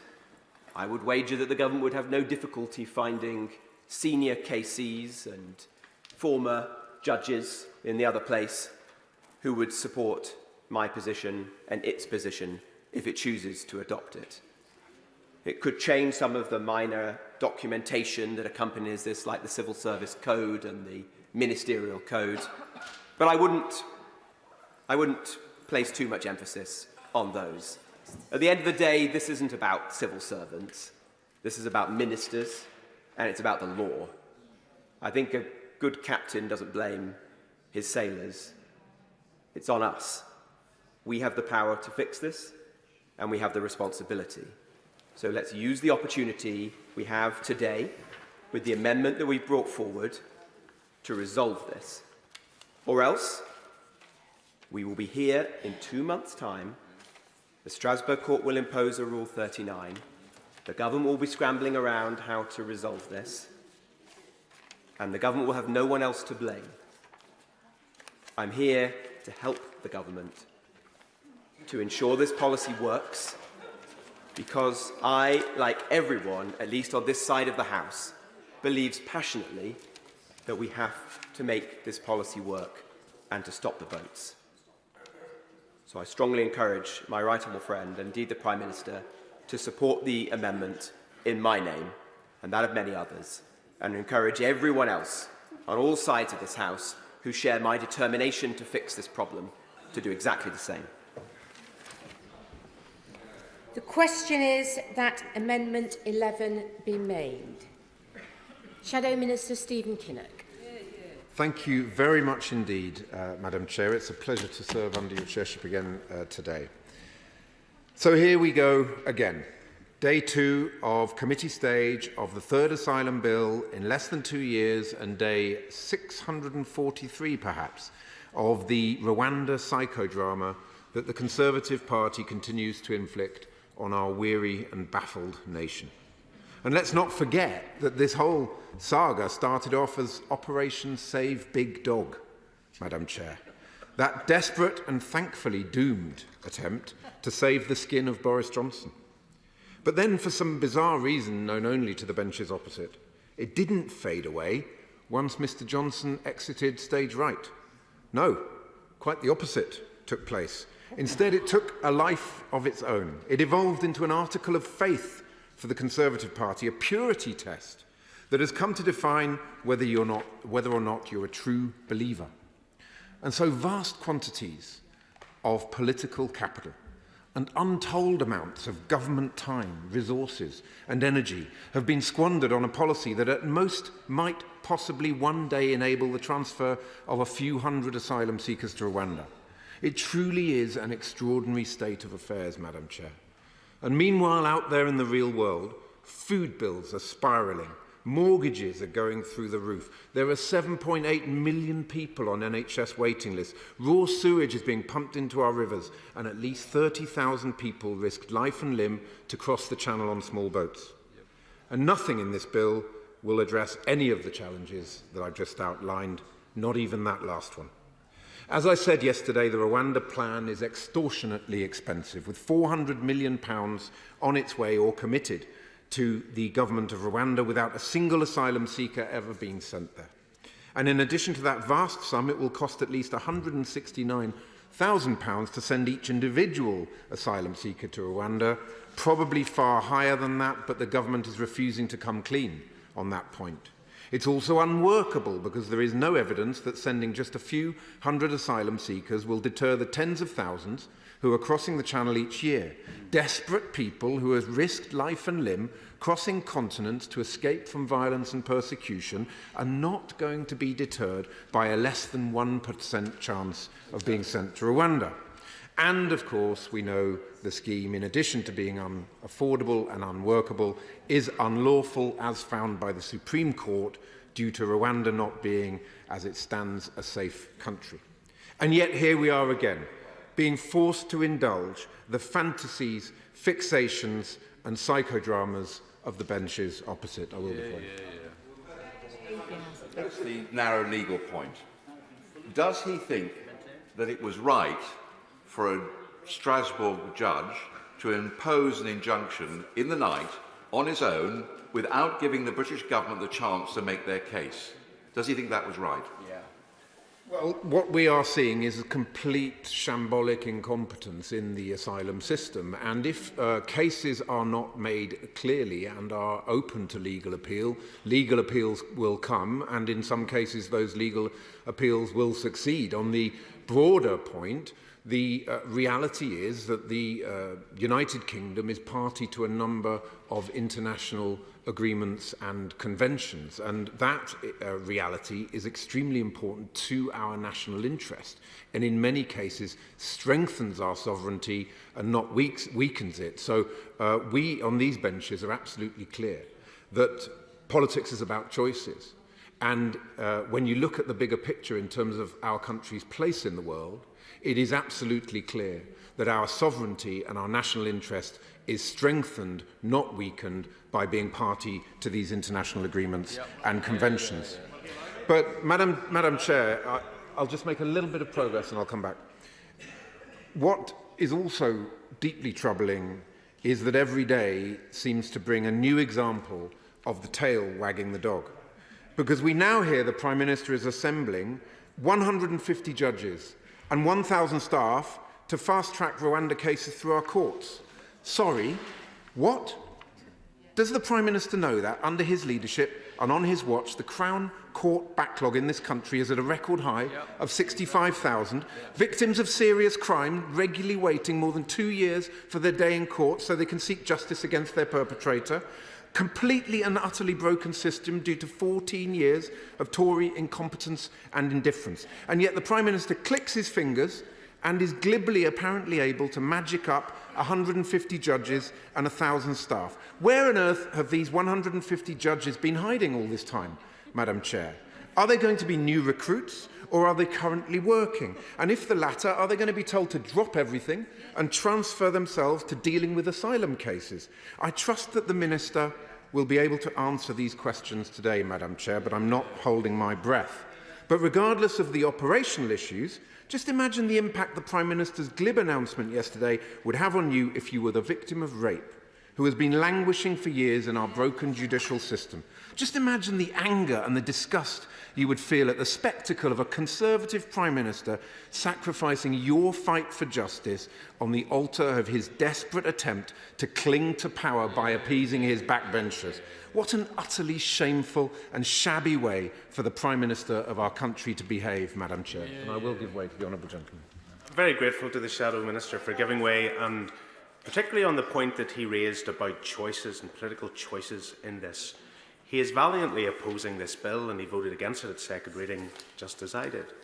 But does he recognise that, given that this is the last session of this Parliament, that the Parliament Act cannot be engaged, and there's plenty that will take place in the other place? The only way the Safety of Rwanda bill becomes law is if Labour make the political choice to say that fighting it and frustrating it any longer is not in your interest. But, well, I thank the honourable member for his comments, but we have made absolutely clear that this bill is unaffordable, unworkable and unlawful, and we on these benches will never support any piece of legislation that is guilty of those three sins. So it is as clear as crystal to us that we will, with pride, we voted against it at second reading. With pride, we voted against the amendments that would just make it even worse. And with pride, we will be voting against this bill at third reading. I will give way. I'm very grateful to my honourable friend, and he absolutely makes the right point with regards to the issue around the purpose of this bill. And let's not forget that there is only one purpose of this bill.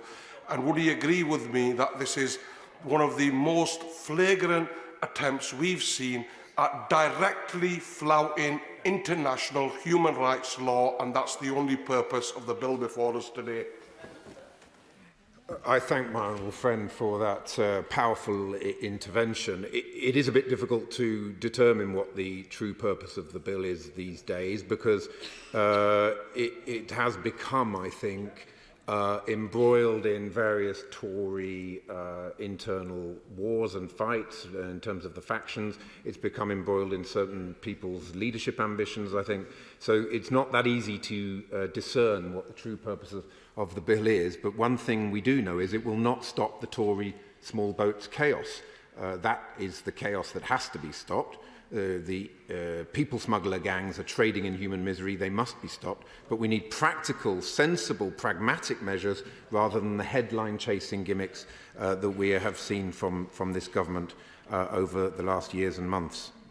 But of course, the irony, I will give way in 1 second, the irony of the announcement yesterday about the judges was, by definition, it's an admission of failure, because it is a recognition of the fact that the bill before us today will fail to prevent the legal challenges and appeals that the judges are going to be working on. So the Prime Minister's announcement yesterday was also further evidence of the profoundly troubling way in which this government is prepared to disregard and disrespect our judiciary. And I would urge members on all benches to take careful note of what Sue Carr, the Lady Chief Justice, told Parliament's Justice Committee yesterday, and I quote, "I'm afraid that this headline draws matters of judicial responsibility into the political arena. Matters of deployment of judges, the allocation of work for judges, and the use of courtrooms is exclusively a matter for the judiciary, and more specifically, a matter for myself and the senior president of the tribunals. It's really important that people understand that clear division. There speaks a true Democrat, Madam Chair."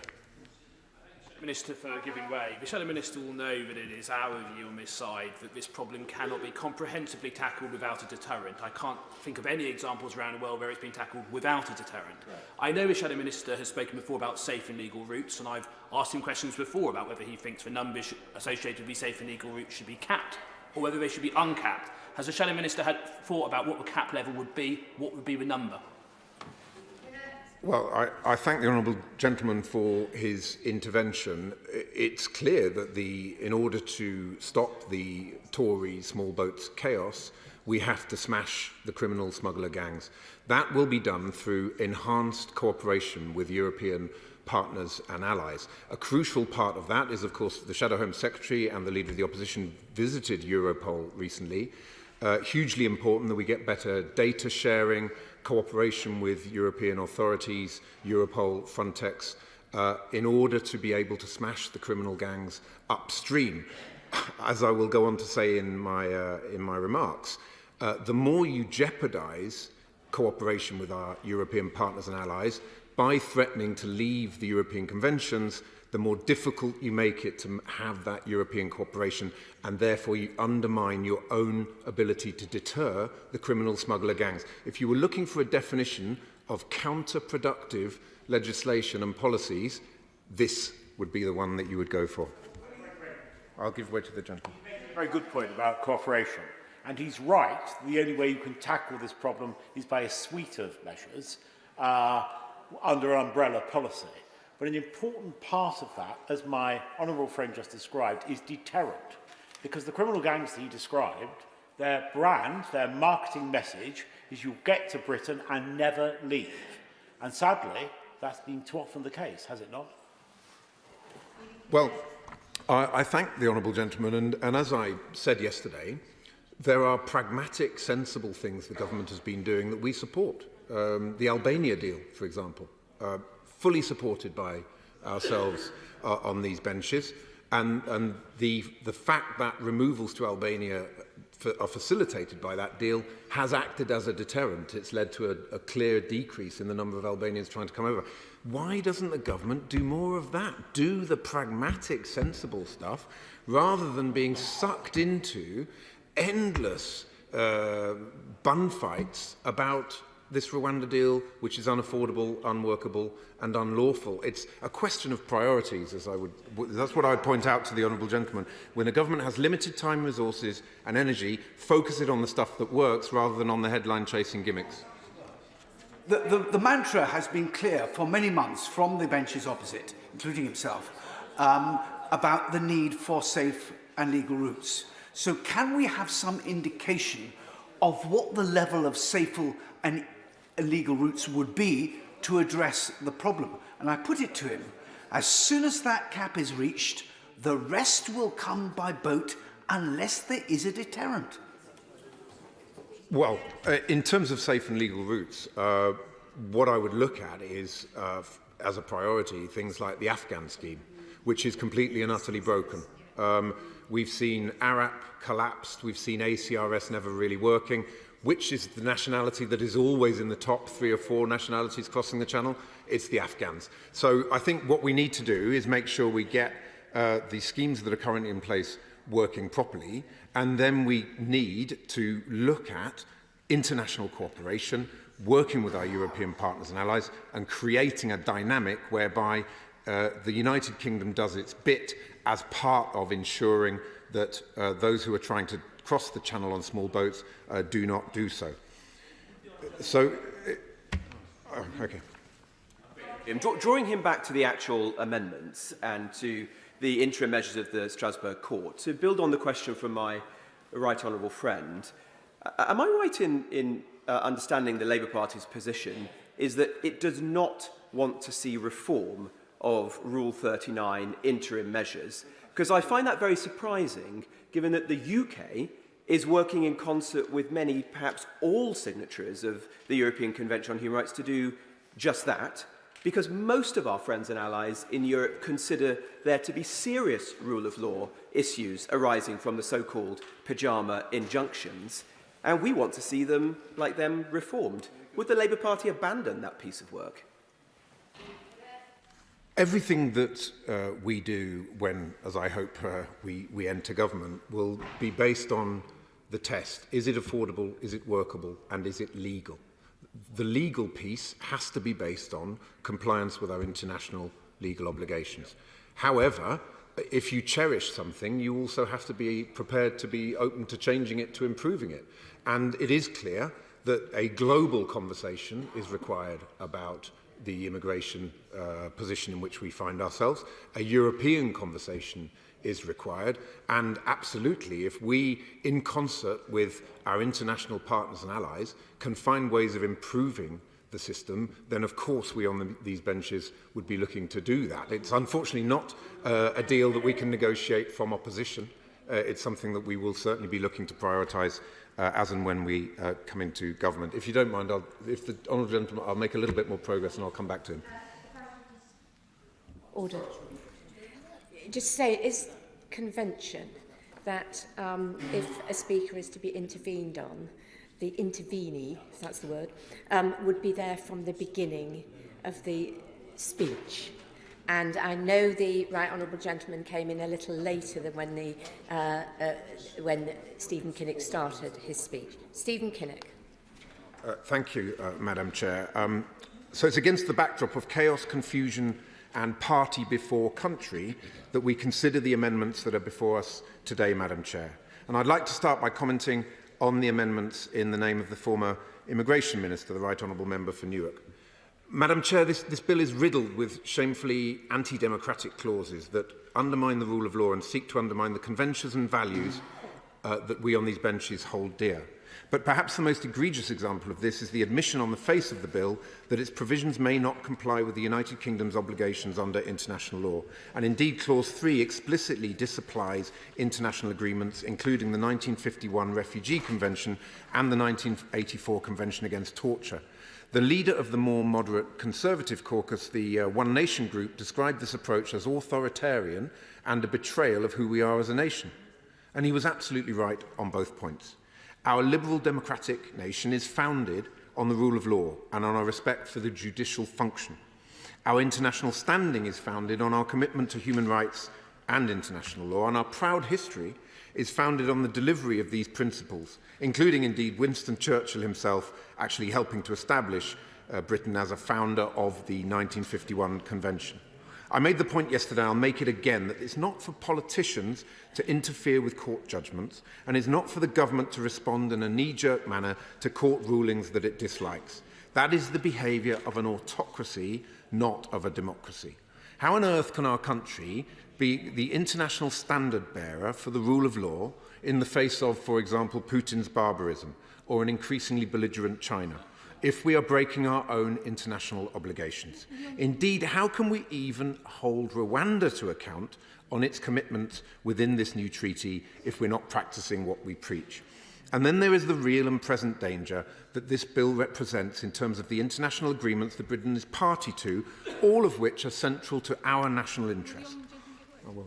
I thank the honourable gentleman for giving way. Those who are worried about social media may also find it useful to use their phones in the chamber to double-check those international obligations, and indeed the original text of the European Court of Human Rights that says explicitly the high undertaking parties agree to abide by the decision of the court in any case to which they are parties. From the start, it was intended that there was a chip and court. I listened to the gentleman opposite. I hope he will accord the same respect and courtesy to me. Does the member agree with me that from the start it was envisaged it was an important check and balance to involve the courts in decision-making?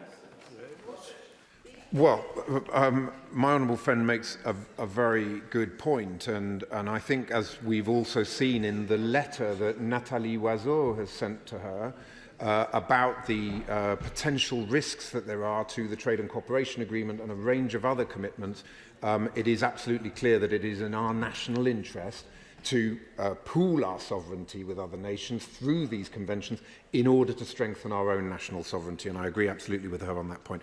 But firstly, looking at some of these agreements, the Good Friday Agreement.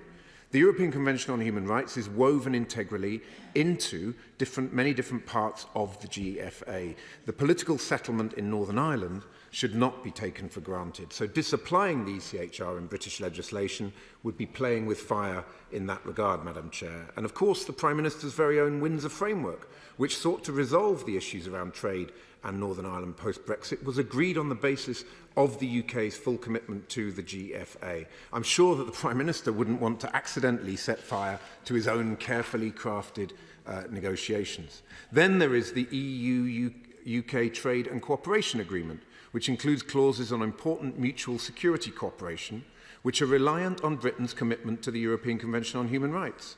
Under Articles 1 and 692 of the TCA, UK withdrawal from the ECHR entitles the EU to immediately suspend or terminate the entirety of Section 3 of the TCA. So introducing notwithstanding clauses into this bill would mean that the government would also be dicing with the risk of jeopardising security cooperation with our European partners and allies. And the irony here is that this very security cooperation and data sharing is of pivotal importance when it comes to smashing the criminal gangs that are behind the small boats crossings. So this bill that is designed to stop the potential of, which is designed to potentially deal with the issue of the small boat crossings and the criminal gangs, could potentially undermine the very cooperation which is supposed to be smashing those very gangs. You literally could not make it up, Madam Chair. So I do not believe that legislative belligerence is in the interests or the traditions of the party opposite, and I certainly don't believe it's in the interests or traditions of our own proud nation. And the amendments that have been tabled by the former Immigration Minister, I'm afraid, would simply increase all the risks that I've described, and so we on these benches will be opposing them. Madam Chair, I turn now to the Labour Party's amendments. Again, I stress that we reject this bill in its entirety and that our amendments are designed to limit the damage of this unaffordable, unworkable and unlawful piece of legislation. A major concern of ours is around the way in which the government is handling the entire Rwanda saga from the point of view of transparency. From everything from the costs to the processing capacity of the Rwandan government to ministers trying to hide the fact that criminals will be sent from Rwanda back to the UK, and the fact that the UK may have to take some refugees from Rwanda. Our Amendment 36, New Clause 7 and New Clause 8, are all a part of an attempt to force the government to shed more light on the less clear aspects of the scheme and to introduce more accountability. Amendment 36 would require that the government publish a full impact assessment setting out the costs per person for the removal scheme and the confidential financial memorandum already agreed between the two countries. We believe the cost per person is far higher than the 169,000 already acknowledged by the government, and we want ministers to come clean on that point.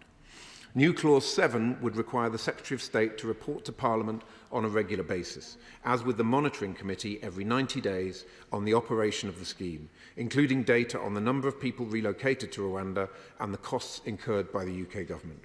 Similarly, New Clause 9 would require regular reporting on the number of asylum seekers declared inadmissible under the Illegal Migration Act from the point of its entry into force, whenever that may be, and the number of such asylum seekers who were subsequently removed to Rwanda. New Clause 8 would impose further reporting requirements on the government, including on the number of individuals involved in criminal activity who have been transferred from Rwanda to the UK. In the event of any such transfers, the government would be required to table a debatable motion in Parliament so that MPs could consider whether, in light of the transfers, the operation of the treaty should be suspended.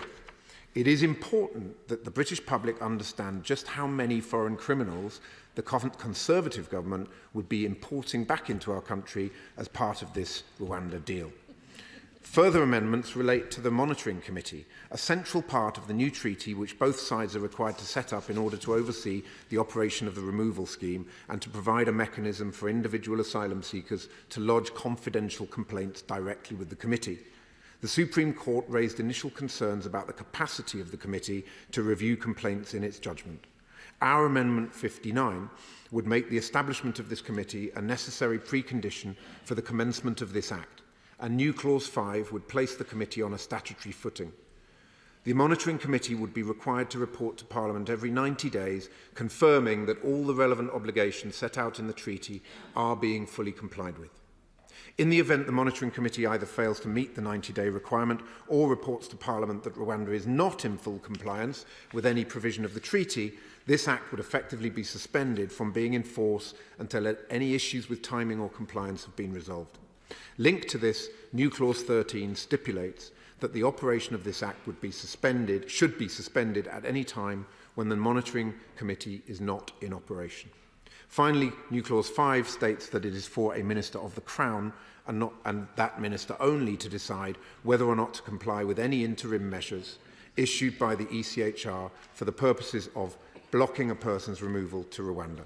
Amendment 38 stipulates that in making such a decision, the Minister in question must consult with the Attorney General. Madam Chair, the Conservative psychodrama of the past 24 hours only goes to serve the old political adage. If a Prime Minister is incapable of managing his own party, he must be utterly incapable of running the country. And the resignation of not one but two deputy chairs last night, followed by a 60-strong rebellion, illustrated the level of utter incompetence at the heart of his administration. Now, you know what they say, losing one deputy chair could be down to misfortune. Losing two in one night is sheer carelessness. But at least we might get to see a bit more of the two of them on their GB News show, discussing days of yore while spoon-feeding each other with cold baked beans, which was my personal television highlight of 2023, and also explains quite a lot about the amount of hot air emanating from the benches opposite. I certainly hope to see and hear more of them in this election year. But in all seriousness, what on earth is going on?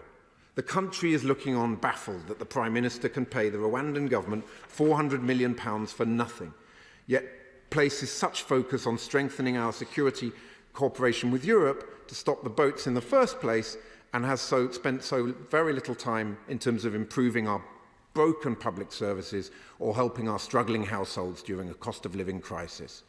They're perplexed that the Conservatives spend so many hours on a piece of legislation that isn't really even supposed to stop the boats. It's about the Prime Minister getting a single plane in the air with a handful of asylum seekers on it so he can say, look, I did it. I delivered the Rwanda plan and removed a few refugees. He thinks that the British people will deliver something to him on that basis. We are perplexed because this is not the behaviour and politics we can afford to expect from a British Prime Minister. These are not the serious policies that will fix our asylum system and make our country a better place. All the headline-chasing gimmicks over hard graft and getting a grip. This is not what the British public voted for. Indeed, nobody, not even the public, his own party, voted for him at all. Madam Chair, this plan is a con. This bill is a sham. I urge all members to get behind Labour's amendments in order to limit the damage, and I urge them to vote against the bill at third reading. It is unworkable, unaffordable and unlawful if we are to stop the Tory small boats chaos and end the expensive asylum use of the hotels which are costing £8 million a day. Then this Conservative psychodrama needs to end. We need Labour's 5-point plan to end this chaos, starting with going after the criminal gangs upstream in a new security partnership with Europol. We need a government that puts country before party, and we need a general election this spring. It may be helpful if I just clarify a few things. First of all, as well as if colleagues intend to make interventions, it's important that they have been there at the start of the speech. It's also important that they remain to the end of the speech if they have intervened. And I will, don't worry. I also intend to give priority to those who have got amendments down. I will come to others. In addition to the fact that we are discussing amendments, I should explain that because there is clause stand part, the debate can range slightly wider than would be normal, but it is not a third reading debate. There will be a third reading. There is an hour put aside for that, just in case colleagues preferred to speak at that stage. But I know Sir Jeremy Wright has an amendment. So I call Thank you very much, Dame Rosie. And as you say, I do, in fact, two, and I want to focus my remarks on them. They're amendments 54 and 55. Dame Rosie, of course, we all understand the purpose of this bill is to allow this Parliament to designate Rwanda as a safe country so that people can be returned lawfully to it. But of course, to achieve that, you require a definition of what a safe country is. And the bill does that in clause 1, subclause 5, and particularly 1.5a, which describes a safe country as a country to which persons may be removed from the UK. So far, so good, Dame Rosie. It seems to me that's an essential part of the bill's inherent purpose. But the part of the subclause that concerns me and on which my amendment is focused is what it then goes on to say. So that in fact what 1.5a says is that a safe country is a country to which persons may be removed from the UK, and this is the bit that worries me, in compliance with all of the United Kingdom's obligations under international law that are relevant to the treatment in that country of persons who are removed there. In other words, it seems to me the bill is saying that the United Kingdom can, by means of this legislation, by saying that Rwanda is a safe country, also deem itself to be in compliance with a set of its international law responsibilities. And I don't, Dame Rosie, think that can be correct. Now, there are few in this House, I suspect, as familiar as I am with the vagaries and complexities of international law. But surely if international law means anything, it must mean that it does not lie in the hands of any individual nation state, even this one, to determine its own compliance with international law. And if it were otherwise, international law wouldn't really be international, and it certainly would serve no purpose in containing bad behaviour, as we sometimes ask it to do. I give way. I'm very well aware, I work very closely with my honourable friend in a number of ways, as he knows. I'm very well aware that my honourable friend is a former Attorney General. And if he were right that it's not for the government or this House to determine whether measures are compliant, why on earth would they seek and get the Attorney General's advice on just that? My right honourable friend knows that the Attorney General is consulted on a variety of different legal questions, both domestic and international. He wouldn't expect me to disclose any of the advice I have previously given, but I can tell him that the Attorney-General does give advice on whether the government's actions may or may not be in compliance with international law, but the Attorney-General, and I don't think the government, expects to be the ultimate arbiter of that question.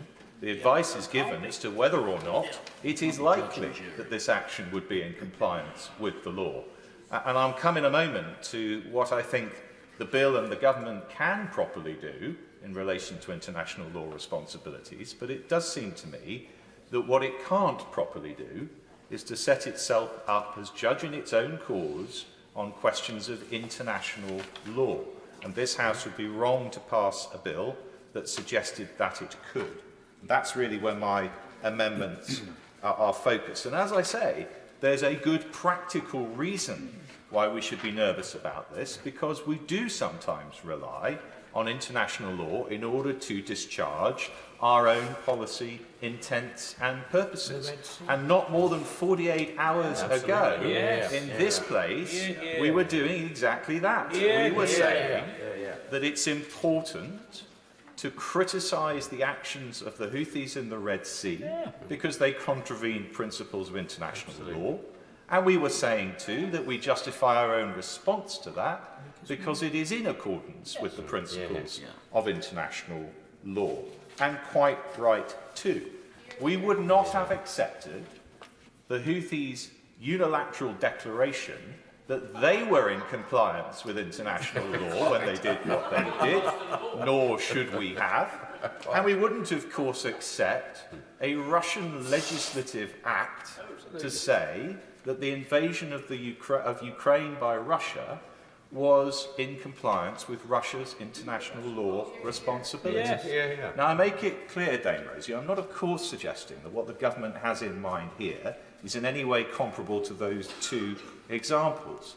But it does seem to me that the point here is that to arrogate to yourself the right to declare your own compliance with international law runs the risk, first of all, of other states finding comfort in our example, and secondly, of undermining our own messages in other situations. And that, if I will in just a moment, and that in my view makes this not just bad law, but also bad foreign policy. I give way. I thank the young gentleman for giving way, and I'm very pleased to hear what he has to say on the question of international law. Does he therefore share with me, and I am not as legally qualified as him, I would fully accept that, a concern that the government's own legal advice states that by stating that the bill is incompatible, it makes it compatible. Is that not worthy of the Mad March hare when it comes to consistency in standing up for the rule of law? I suspect what the Honourable Lady is referring to is the statement of incompatibility at the beginning of the bill with the Convention on Human Rights and with the Human Rights Act. And of course, that provision is there for a reason. It's to allow the government, if it so chooses, to act in defiance of those responsibilities. That is perfectly proper, and I'm going to come on to explain why I think that is something the government can properly do. What I'm concerned about is something a little different, which is instead of saying, we don't think this is in compliance with international law, we're going to do it anyway, instead of that, saying, we think this is in compliance with international law, it's down to us to decide that, and we have so decided. That feels to me as though that is something that we could not and should not do. Now, Dame Rosie, it would be concerning enough, in my judgment, if this bill only tried to deem the UK's compliance with international law, but it also seems to say that we can deem Rwanda's compliance with international law. And that is set out, of course, in clause 15b, which goes on to say that for the purposes of this Act, a safe country includes, in particular, a country from which a person removed to that country will not be removed or sent to another country. Again, so far so good. That's essential, it seems to me, to do what the bill seeks to achieve. But it goes on to say, in contravention of any international law. And again, it cannot, it seems to me, lie in the hands of this Parliament to decide whether or not a country may be removed to another country in contravention of any international law. And it goes on in B2 to say that, again, a country would be a safe country in which any person who's seeking asylum or who's had an asylum determination will both have their claim determined and be treated in accordance with that country's obligations under international law. So what it seems to me the bill is seeking to do is to say, if we deem it so, not just is the UK in compliance with its international law responsibilities, but Rwanda is going to be as well. And that feels to me not valid and somewhat over-ambitious. I happily give way. Whether my right honourable friend, who has great experience as former Attorney General, would agree with me that actually the deeming provisions under the Withdrawal Act creates another rather similar situation, because we deemed EU law to be UK law, and therefore, on the analogies he's just given, that he would argue, I imagine, though I think he might even have been Attorney General at that time, actually did exactly the same sort of thing, although I am listening with great interest to the very more precise point he's making about this relationship with international obligations, on which I will speak later. Very grateful to my right honourable friend for his intervention. And I know, Dame Rosie, you would not want me to abuse the privilege that you've given us to range slightly more widely, to range quite that widely, so I won't. But he's right that I'm making a fairly precise point about what this language appears to me to say. And I stress, I don't think, in order to achieve the objectives the government has set in this legislation, with which I have some sympathy, though their methods make me nervous, and I make no bones about that, I do not think it is necessary to include this language. And I think, worse than unnecessary, it presents some dangers, which I don't think we need to present in order to achieve, as I say, the government's objectives. But look, I completely understand, and I suspect my right honourable and learned friend, the Minister, will tell me in a few moments or hours' time that I don't need to worry about any of this, and he may say that that is for two reasons. The first of those is he may say, well, the bill doesn't mean what I think it means. Well, you'll forgive me for saying this, Dame Rosie, but I'm getting increasingly troubled in this place that we answer points such as mine by saying, yeah, but it doesn't really mean that, and we don't really mean that by it. I think we have to be concerned as legislators with what the language we are passing into law actually says, not what we meant it to say. And I am concerned that what this language says is not, I'm sure, in accordance with what my right honourable friend wants to do or the government wants to do, but it might nonetheless have that effect or be taken by others to mean the things that I am concerned about. And so when it says what it thinks a safe country is, this bill, it seems to me it's potentially confusing two different things. One of them is deeming your own compliance with international law, which I don't think any country should be able to do. And the other is saying that Parliament resolves to do something even if it contravenes the UK's international law obligations, which, going back to the previous intervention, I do think the British Parliament can do, and we as a legislature can resolve to do if we so choose. We have to decide, of course, whether that is a wise and sensible thing to do, with all the ramifications it might bring, but as a matter of law, it seems to me that the UK Parliament can, if it wishes, pass a law to say, despite or irrespective of our international law responsibilities, this is nonetheless what we want to do. But that is not the same as deeming your own compliance with international law, which I worry this language almost certainly seems to do. And the point I make about the UK Parliament being able to do things, even when they contravene its international law responsibilities, is of course already in the bill, already reflected in the language of clause 1(4)b, which points out, and I quote, that the validity of an act is unaffected by international law. Well, quite right. So we can, if we so choose, deem a country as a safe country for the purposes of domestic decision-making if we want to. But what I don't think we can or should do is to legislate to say we comply with our international law responsibilities when we do, and crucially, as I say, to achieve the objective of this bill, we do not need to. So the second reason, Dame Rosie, why the Minister may say I do not need to worry myself about all of this is because he may say that domestic and international law exist on different planes, and this legislation is only targeted in any event at domestic authorities, so the bill couldn't, even if it chose to try, deem our compliance with international law in actual fact anyway. And I would agree with that. It is perfectly true that domestic law and international law operate on different planes, and it isn't likely, this bill, to determine any question of international law before any international tribunal. But if that is so, why include the language? If it doesn't have any meaningful legal effect, it doesn't serve any purpose, but what it may do, I fear, is send a damaging political signal to other states. So, Dame Racey, it seems to me that the language I am concerned about, and which Amendments 54 and 55 would remove, is either offensive or it's otiose. And in either respect, the bill will be better without it. Joanna Cherry. Dame Rosie, it's a pleasure to follow the honourable and learned gentleman, and I found myself in agreement with much of what he said, and I think he made his points very forcibly. I rise, Madam Chair, to speak to Amendments 32, 33, 34 and new Clause 4 in my name, and to Amendments 4 and 5 in the name of my honourable friend, the Member for Glasgow North, and also to support those amendments in the name of my honourable friend, the Member for Glasgow Central.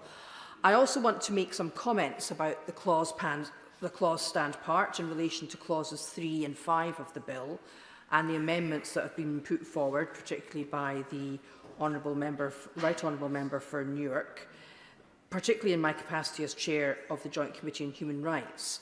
But first of all, I want to turn to my amendments, which are about the impact of this bill in Scotland, and in which respect I'm speaking in a personal capacity. My amendments and those of my honourable friend for Glasgow North go to the extent of the bill, its extension to Scotland, and also to the date of its commencement in Scotland.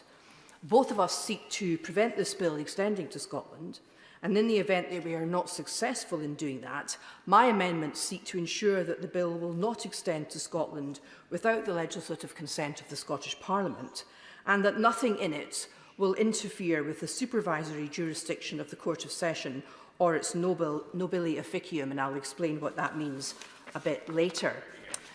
Madam Chair, we mustn't forget that the regime this bill seeks to impose, together with the Illegal Migration Act, is imposed on asylum seekers across the United Kingdom, not just those who arrive in small boats on the Kent coast. The UK government haven't forgotten that, and that's why they want this bill, with its far-reaching and unprecedented ouster clauses, to extend to Scotland. Accordingly, asylum seekers in Scotland looking to our courts for protection will find that the courts in Scotland have been emasculated in the same way as this bill emasculates the courts of England and Wales. Now, as well as having their jurisdiction ousted on certain matters of fact, as was debated yesterday, the Scottish courts will also find themselves unable to apply the Human Rights Act and unable to respect the United Kingdom's obligations under the European Convention of Human Rights and other international treaties. And I believe this constitutes a very serious intrusion on the jurisdiction of the Scottish courts, an unprecedented intrusion on the jurisdiction of the Scottish courts, and a very serious interference with the separation of powers between legislature, executive and judiciary. And I don't think this Parliament should be rubber stamping this bill at all, but particularly not in relation to Scotland.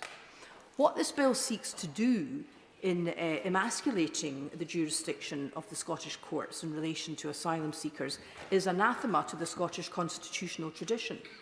People in Scotland don't want it. They didn't vote for it. In fact, actually, nobody in the UK voted for this because the policy wasn't in the government's manifesto.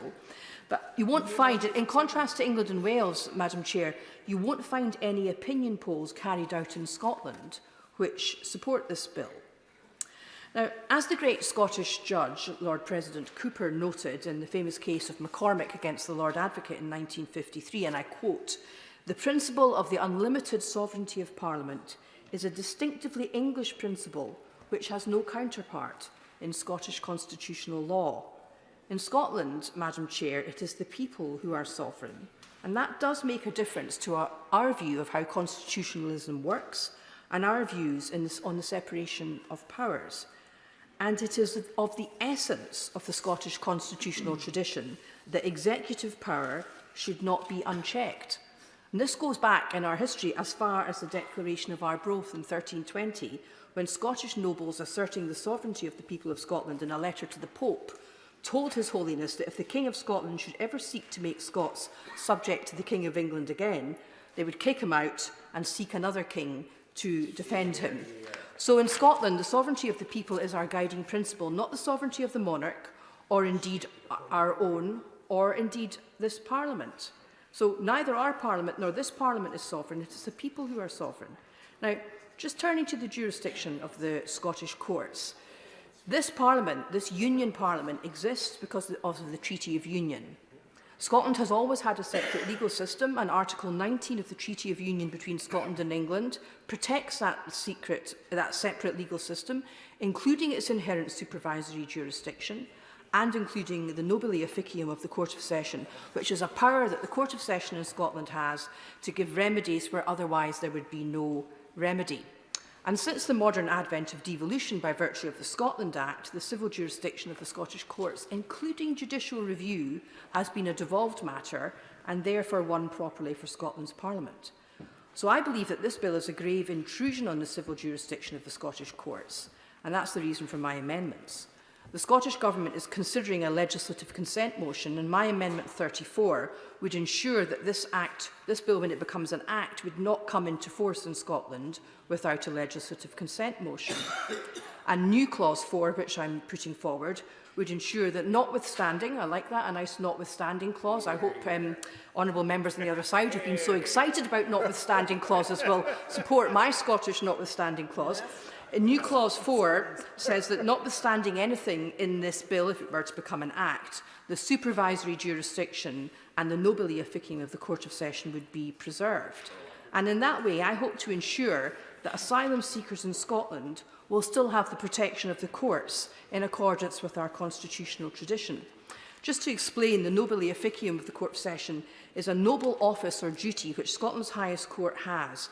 It's a sort of extraordinary, equitable jurisdiction by virtue of which the court may, within limits, mitigate the strictness of the law and provide a legal remedy to people where otherwise none would exist. I will give way, yes. Without prejudice to the content of what she's saying otherwise, could I just simply say in relation to the word notwithstanding, I'm extremely glad that the Scottish eagle has landed. Certainly won't be supporting the other notwithstanding clauses in the bill, but I felt it was perhaps time we had a notwithstanding clause that benefited Scotland for a change. So my amendments, Madam Chair, they're designed to protect Scotland's courts and the Scottish constitutional tradition, and they're there to ensure that asylum seekers in Scotland might still enjoy the protection of the courts from the infringement of their fundamental rights. And that's what people in Scotland want, and that's been expressed repeatedly through the Scottish Parliament. So I am, of course, a Scottish MP and a member of the Scottish Bar, and I'm here to do what I can to protect Scotland and Scotland's legal system for the extraordinary attack which this bill constitutes on human rights and the rule of law. But, Madam Chair, I'm not a Scottish exceptionalist, and I recognise, as reflected in the House of Commons Library's excellent legal briefing on the bill, and indeed in the speech that preceded mine, that concerns about the impact of this bill on the rule of law and the Constitution are shared by many in England and indeed by many lawyers in England. And for every lawyer that has been cited by honourable members on the other side in favour of this bill and in favour of the draconian amendments to this bill, you will find two lawyers who disagree. And the library briefing, and it really is an excellent summary of the different legal views on this bill, the library briefing concludes, and I quote, "Tension between the sovereignty of Parliament to legislate and the role of the courts in enforcing the rule of law principle that executive bodies must exercise their powers within their statutory limits may be tempered by restraint on both sides. If either the courts or Parliament cease to exercise such restraint, significant constitutional uncertainty could result." Close quotes. And I believe that if we pass this bill, this Parliament will have ceased to exercise the restraint referred to there. It would be a major departure from such restraint. And I do believe, Madam Chair, that if this bill passes, I believe and I predict that we will see what might be an unprecedented constitutional challenge to an act of the British Parliament. I will give way. the checks and balances which prevent arbitrary power. And she's right that in our constitutional settlement, that is central. But this is not the exercise of arbitrary power, because the bill and the amendments to it are quite specific about their provisions. So, for example, our separation from the international obligations that I know she holds so dear is very specific in the amendments that are tabled by Honourable Newitt, specific to this particular measure, this legislation. This is not arbitrary, anything but. What it does do, this bill, is it seeks to carve out a group of people coming to our country or within our country from the protections that the rest of us enjoy. And I think that history shows us that that sort of legislation can put a state on a pretty slippery slope. And that brings me to the arguments I want to make in relation to clause stand part for clause 3 and 5 of this bill. Now, the Joint Committee on Human Rights has not yet had the chance to complete legislative scrutiny of this bill, given the speed with which it has passed through the House. So we have not, as a committee, reached a concluded view on the bill. But before Christmas and before the second reading, a chair's briefing paper referring to the legal advice the committee had received was published, and it's extensively referred to in the excellent legal commentary on the bill published by the House of Commons Library. And it says this, inter alia, that the disapplication of the Human Rights Act in clause 3 of this bill is really very significant. Because, as I indicated a moment ago in my answer to the Right Honourable Gentleman, human rights are meant to offer a fundamental level of protection for every person on the basis of their humanity alone. And as our committee has noted in a previous report, if those protections are disapplied when they cause problems for a policy goal, they lose their fundamental and universal character. And that means that they lose the fundamental and universal character that characterises them. And this is arguably particularly the case when they are disapplied in respect of a particular group. And in this case, fundamental human rights are being disapplied in respect of migrants who come to the United Kingdom without prior permission. Now, bills that disapply parts of the Human Rights Act are not unprecedented under this current government, I'm sad to say. Both the Illegal Migration Act and the Victims and Prisoners Bill sought to disapply Section 3 of the Human Rights Act in respect of certain legislation. However, this bill seeks to disapply Section 6 of the Human Rights Act, and that's the obligation on public authorities to act compatibly with human rights.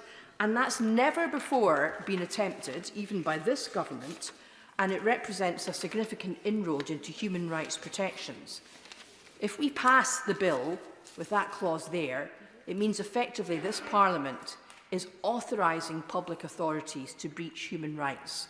Now, that's an awful long way from what this Parliament intended when it passed the Human Rights Act and what the United Kingdom intended when it signed up to the Convention. Now, as we heard at some length yesterday, as a result of parliamentary sovereignty, breaching human rights, if we pass this bill, would be in accordance with our domestic law. But it would still violate the UK's obligations under the Convention, because we cannot unilaterally change what the Convention says. And also, as the Bingham Centre for the Rule of Law have noticed in their briefing on the bill, if we disapply the Human Rights Act in the manner proposed, we're also breaching Article 13 of the Convention, which entitles people to an effective remedy. Now, I'm afraid to say that the amendments in the name of the Right Honourable Member for Newark, who's no longer in his place, his amendments to Clause 3 would make the situation even worse. And his amendments 11 to 12 appear to extend the disapplication of the Human Rights Act to anything done under the Illegal Migration Act that relates to the removal of a person to Rwanda. And that could potentially mean that the detention of people awaiting being removed to Rwanda and their treatment prior to their removal would not be protected under the Human Rights Act. Is that what this Parliament really wants to legislate for? And additionally, as the Right Honourable Member for New York seeks to do, he wants to extend the clause to disapplying Section 4 of the Human Rights Act as well. Now, the clause as it presently stands does not disapply Section 4 of the Human Rights Act, and that means that it would, if it remains as it is, be open for a court in future to declare that this bill, when it becomes law, is not compatible with this convention. Now, that would be by way of a declaration only. It wouldn't affect the ongoing function of the bill. It wouldn't mean that removals to Rwanda could be prevented or delayed, but it would mean that this Parliament and government would have to decide whether any changes to the law should be made. And if we amend the bill to disapply Section 4 of the Human Rights Act, again, that's something that has never been done before, and something that would further oust the jurisdiction of our courts from saying to the government and the public what their view on the law's compatibility with human rights is. And finally, turning to Clause 5, stand part, I also believe that this bill shouldn't stand part of the bill. We've heard a lot today about honourable members on the other side of the House's concern about interim measures issued by the European Court of Human Rights. And the reality is this: no matter what this legislation ends up saying, it can only affect domestic law. In respect of the ECHR in particular, the UK will remain bound by the Convention as a matter of international law. And indeed, even if this government, God forbid, were to exercise the nuclear option to withdraw us from the Convention, thereby putting us into bed with Russia and Belarus, even if they were to do that, we would remain bound for a further 6 months after withdrawal takes place. And I hope they'll bear that in mind. So Clause 5 at the moment says that only a minister can decide whether to comply with interim measures, and the domestic courts should ignore them. It remains to be seen what a minister would do, but we all know that the Prime Minister has said repeatedly that he wouldn't let a foreign court, to use his words, prevent flights taking off, which indicates that interim measures may be ignored. Now, as I said in my intervention earlier on the Right Honourable Member for Newark, interim measures are made under part of the Court's Rules of Procedure 39.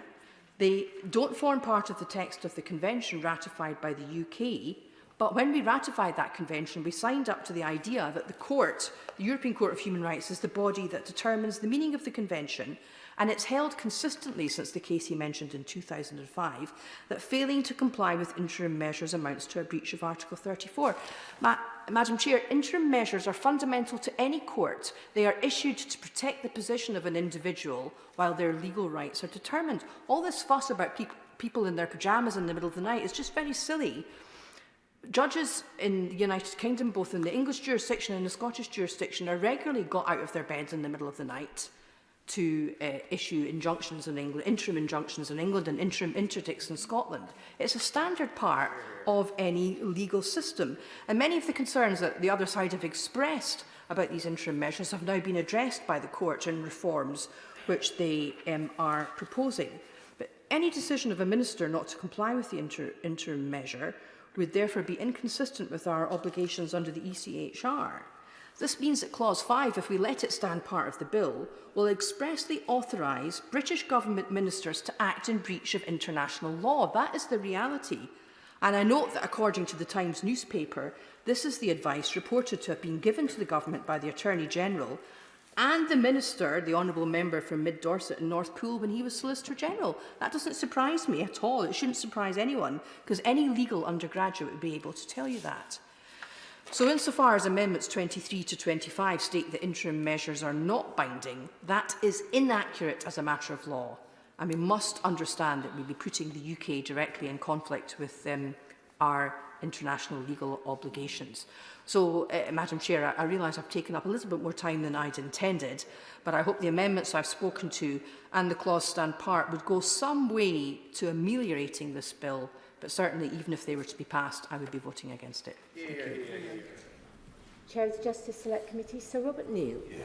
Thank you very much, Dame Rosie. It's a pleasure to follow the Honourable and Learned Lady Member for Edinburgh South West and my right Honourable and Learned friend, the Member for Kenilworth and Southam. Although I won't be supporting the Honourable and Learned Lady's amendments, I great respect for the intellectual rigour which she brought to Scots law and its application here, and I say the same in relation to the points made by my right honourable and learned friend in relation to his amendments 54 and 55. And I do hope that the Minister will think seriously about how we deal with that issue. And I'm sure he will.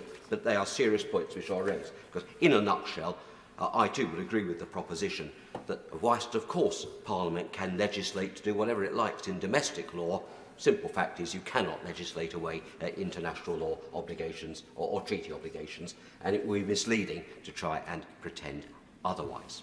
Can I then turn to the amendments moved by my right honourable friend, the member for Newark. And I'm sorry he's not in his place, because I have to say, with every respect, that I profoundly differ from his characterisation of pyjama injunctions by a foreign court, which I respectfully would argue is both inaccurate and rather unworthy.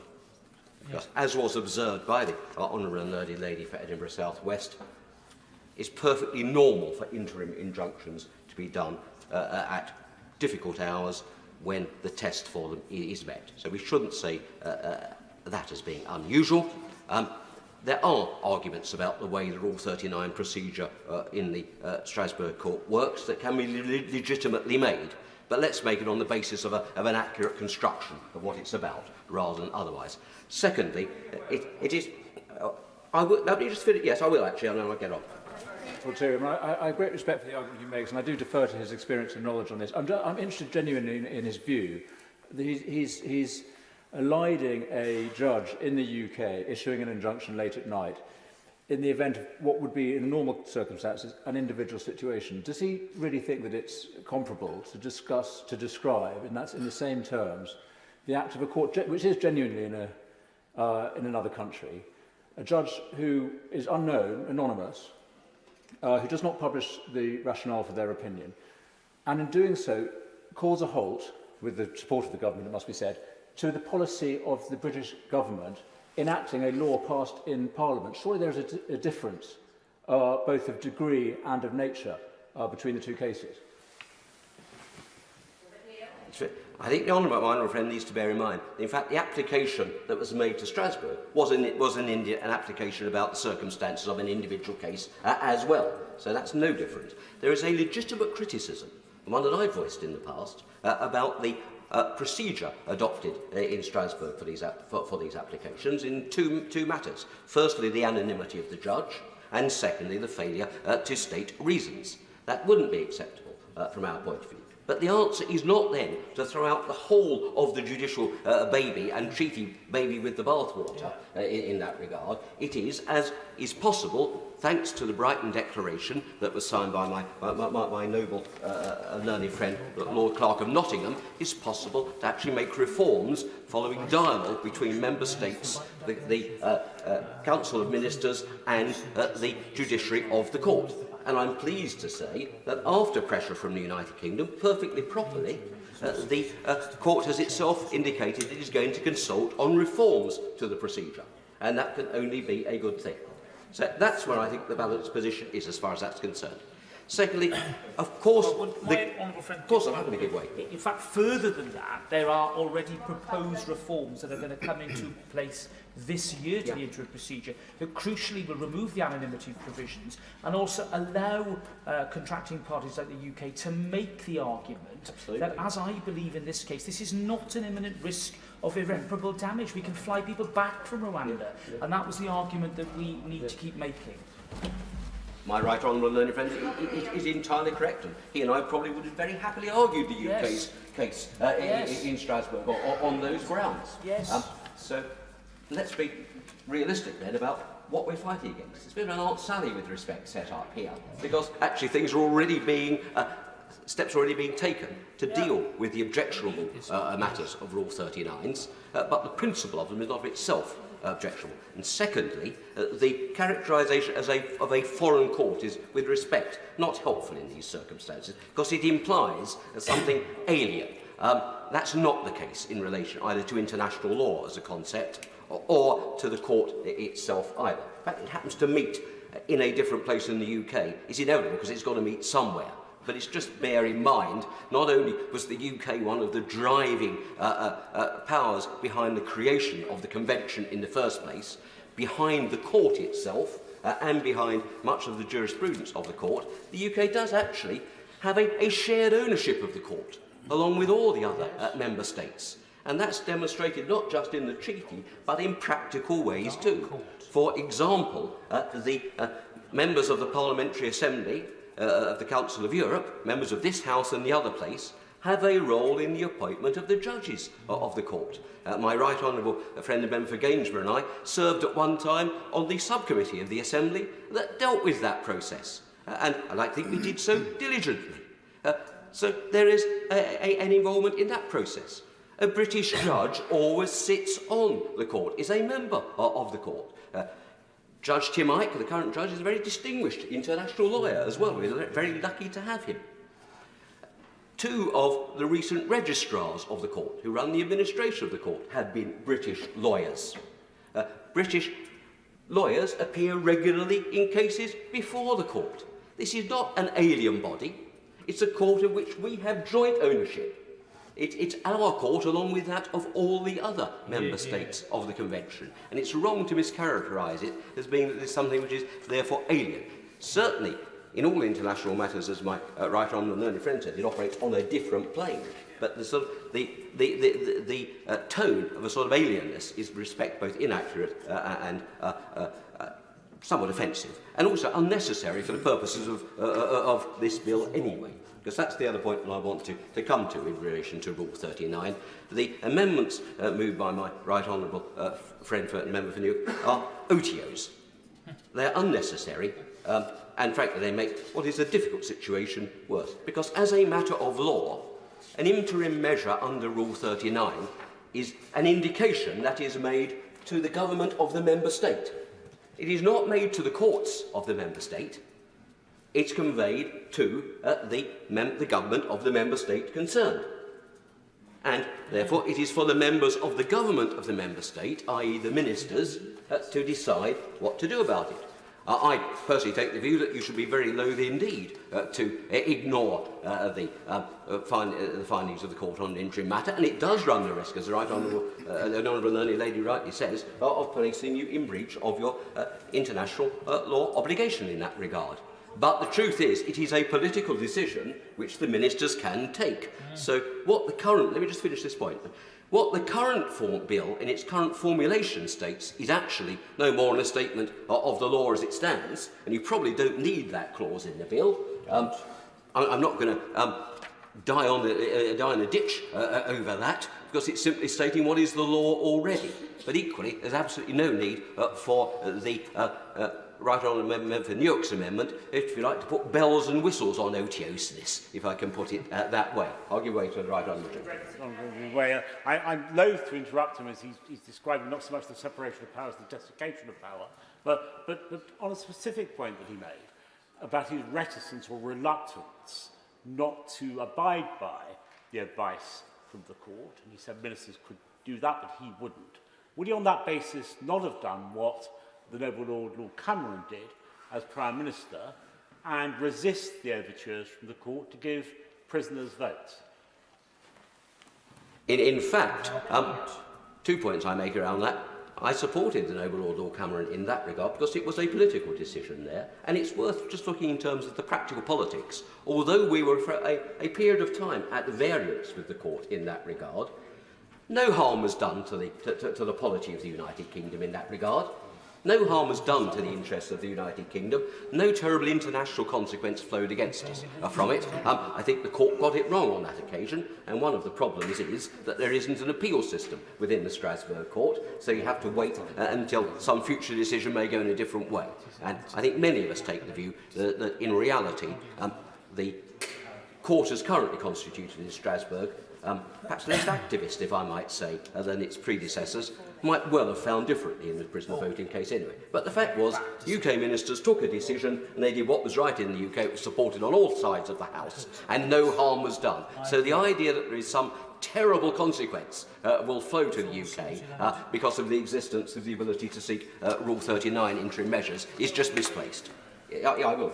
Doesn't my honourable friend reflect upon the fact that on this particular question of prisoner voting, which I did discuss with the noble Lord Cameron when he was Prime Minister at the time, that actually it was regarded by the Right Honourable Noble Lord, the Lord Clerk of Nottingham, I think it is, that it was, as he put it, that it was a particular political policy.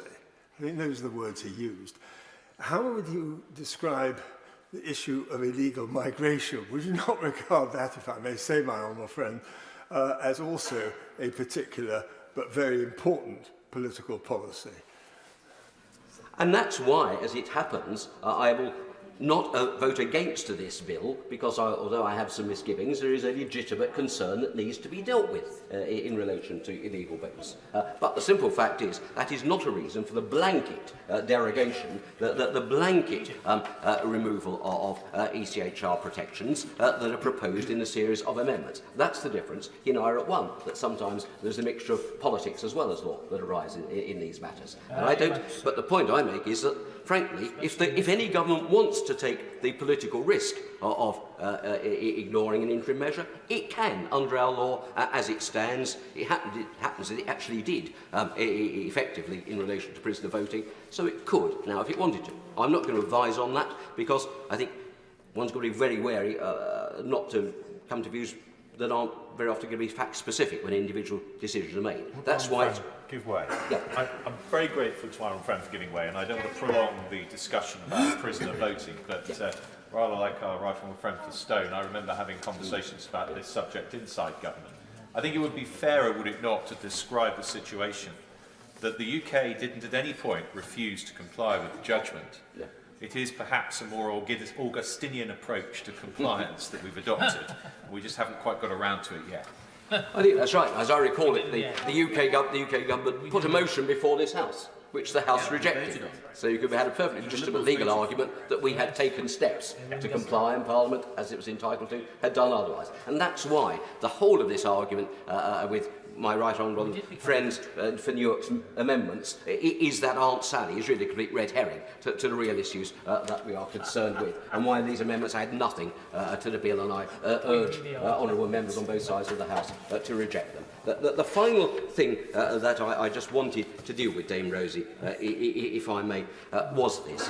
I had misgivings about this bill, and I mentioned that, I spoke about that at second reading. I said that it stayed acceptable, just, and I will continue to maintain that position. My right honourable friend and member for Newark quoted the noble Lord Sandhurst, very distinguished lawyer in the other place, a personal friend of mine, I should say. I ought to say Lord Sandhurst, noble Lord Sandhurst, is chair of the research committee of the Society of Conservative Lawyers. I happen to chair the executive committee of the Society.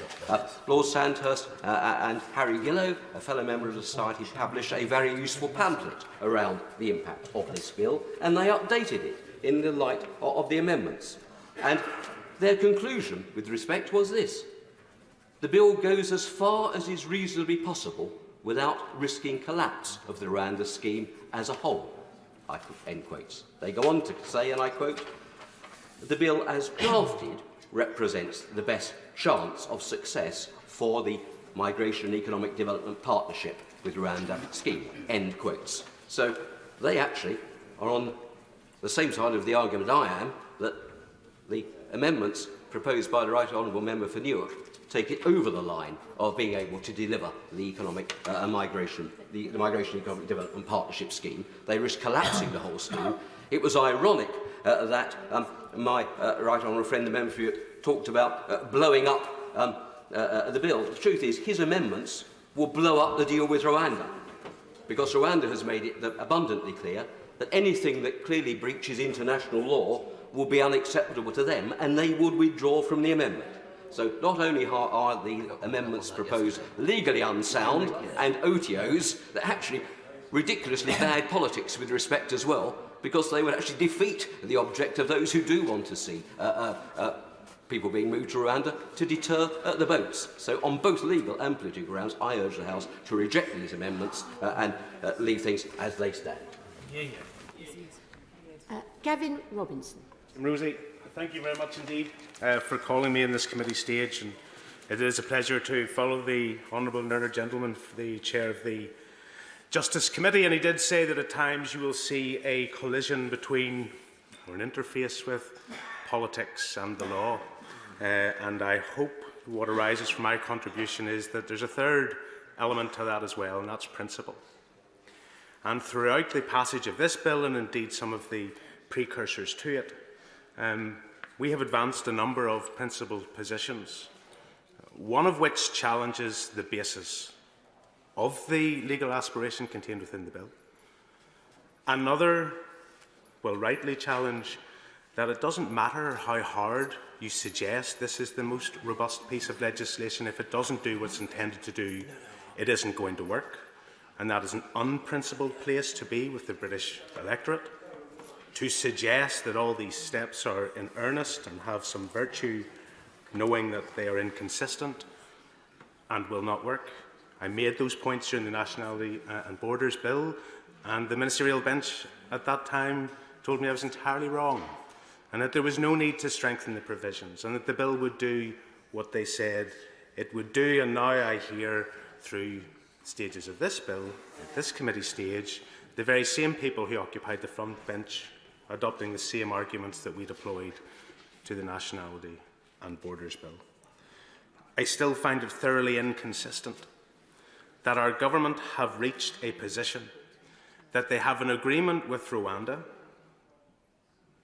that involves our country accepting refugees from Rwanda,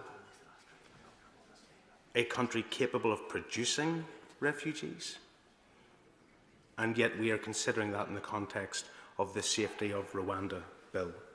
It is incongruous to me how a country deemed safe by this Parliament is capable of producing refugees from that very same country. And I haven't heard a robust argument to the contrary as to how that is not an inconsistent position.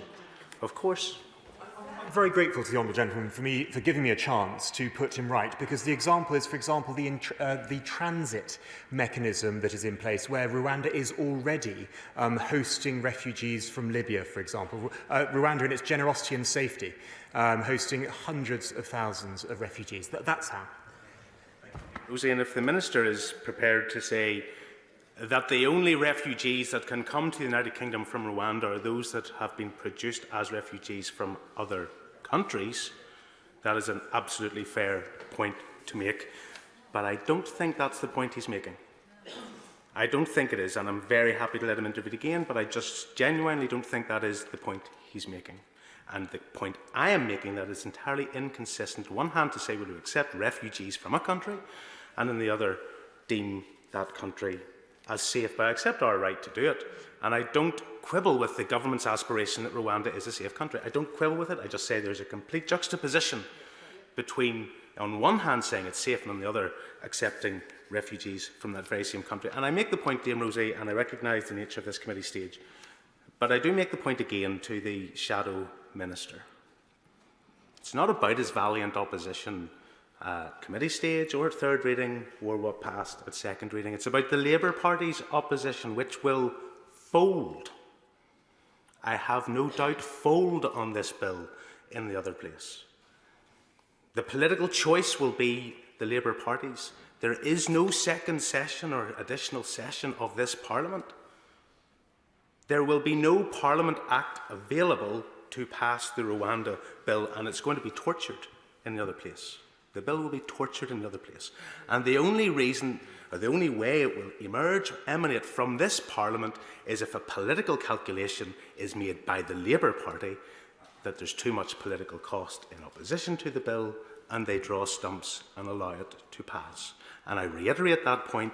I'm saying it very clearly now, and I suspect in a number of months' time, this point that is being ignored today will become quite acute within our political discourse. I thank the honourable gentleman for giving way, and I apologise then. I perhaps hadn't fully understood his point in his question to me when I was making my remarks. It was specifically about the other place. What I would say to him is that Labour members of the other place will give this bill the scrutiny that it deserves, will hold the government to account. And if you take, for example, the illegal migration bill, which ended up going through, got royal assent, in spite of very severe and serious reservations, but we, of course, in the other place, recognise that we have the duty to scrutinise, but also we are responsible for ensuring the proper functioning of Parliament across the board. So I would say to him that I don't think this bill will be treated in any way differently to any other piece of legislation that would go to the other place, at least from the point of view of my colleagues there. Tim Rose, I'm very grateful to accept that intervention, and the Shadow Minister has made his point and I have made my point, but I suspect at that point you will find as much safety in the point that has just been made as those that stand bullishly and say this is the strongest, most robust piece of legislation ever, irrespective of whether it works. I just make that and put it on the record.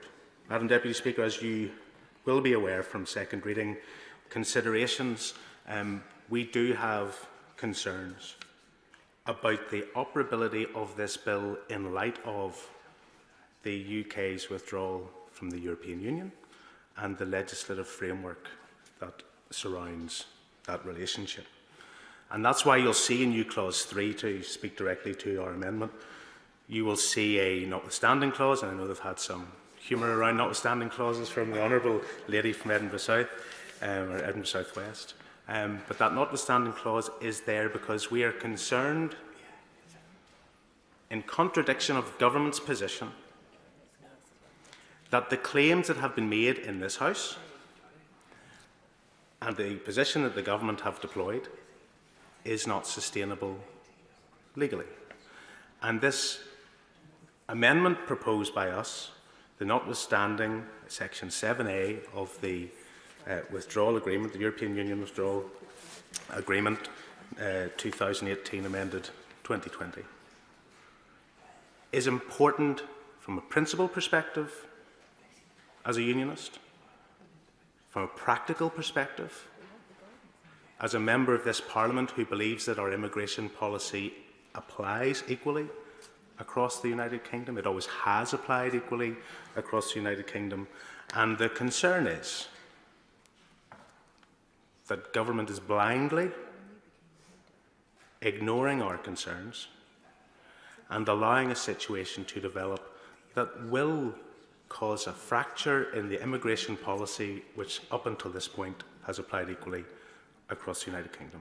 Now, I have engaged with the Minister on this, and I'm very grateful not only for him making the time available, but the courtesy with which he always approaches these issues. Colleagues will recall that we raised this issue in second reading, and the Minister gave a commitment, and fundamentally the commitment that the Minister gave comes in two parts. One, that government has never accepted that the rights chapter of the Belfast Agreement engages immigration policy. And furthermore, the government have in the past robustly defended the position that the rights chapter of the Belfast Agreement does not engage immigration policy, and have won. They have advanced that argument in court and have won. And that argument that the government is putting forward is predicated on Article 2 of the withdrawal agreement, that there be no diminution of rights for the people of Northern Ireland whenever the United Kingdom leaves the European Union. And as a consequence, given the rights chapter, they say does not apply to immigration, there is no diminution of rights, so this is not captured by Article 2. Now, we engage with the government, and I'm not going to take an intervention at this stage because there's a few elements to this that I want to get out clearly and cleanly, and then I'm happy to take an intervention once I have done so. But the Minister put forward his point. We exchanged positions at second reading about the potential of an updated legal note, and I have to say that in all candour the Minister has been forthcoming, government have been forthcoming with addressing this point to us more formally. On Article 2 of the European Union Withdrawal Act alone, not Article 7 of the European Union Withdrawal Act. And Dame Rosie, let's just be clear about this. We as a national parliament are considering on a national basis our national immigration policy. And Our amendment is intended to elicit the government, eyes wide open, choose to ignore us at this point, choose to dismiss the concerns that have been raised, and ultimately leave it to the courts to decide and for the judiciary to determine if there's a cause for concern or not, or take the very simple step on immigration grounds alone to disapply Article 7A, Section 7A of the withdrawal agreement. That's the choice. I shared with the Minister yesterday, and I share with the House today, that there was a High Court case in Belfast. There was a judicial review in the matter of an application for Amman and Jasson.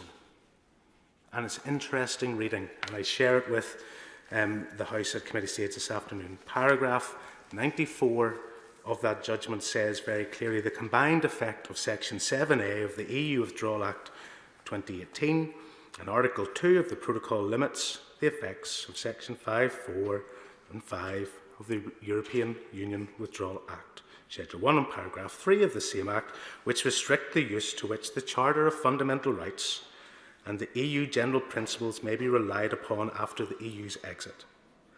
This means that the Charter of the Fundamental Rights remains enforceable in Northern Ireland and falls within the ambit of Article 2.1 of the Protocol. And contained within the Charter of Fundamental Rights is Article 18, the right to asylum. So everything we've seen from government has engaged the discussion around the rights chapter of the Belfast Agreement. It has not engaged the consideration that was resolved and shared in paragraph 94 of this Belfast High Court judgment, which has a completely separate legal construction as to how the government's ambition around this Rwanda bill will not apply to Northern Ireland. Now, the Minister has said clearly on the floor of the House the bill will apply in full in Northern Ireland in the same way as it does in the rest of the United Kingdom. New Clause 3 is our attempt on the first stage for the government to accept it and rule out the concerns that have been raised, and if they should not do so, then articulate at least their intention, their position, what they believe to be the case, why they believe this interpretation and the judgment from Belfast is wrong. And I raise these issues on a number of levels, Madam Deputy Speaker. As a parliamentary spokesperson on Home Affairs and somebody who's engaged on these immigration issues for a while, as somebody who's voted against previous attempts because I don't believe that they are the right approach, somebody who has voted against this bill at second reading because I still don't believe it is the right approach, but a representative for Belfast, which, believe it or not, and I say this with no alarm or no theatrics, but as a matter of record, that the House of Commons library figures in September pointed that Belfast has the second highest number of asylum seekers housed within our city across the entire United Kingdom. 78 for every 10,000 within the city's population. And so I'm not being alarmist about that. I'm not going to over-egg it. I'm just making the point that these are important issues, that the unity of our immigration system is an important issue. The protection of our borders is an important issue on immigration terms, and heavens knows we've had enough difficulty around the creation of a trade border in the Irish Sea that we are having to deal with, that we cannot casually or mistakenly or through misplaced hope walk ourselves into the creation of an immigration sea border in the Irish Sea because government fails to accept the strength of feeling on this issue, the cause for concern surrounding it, the legal and judicial opinion that has been given that leans into it,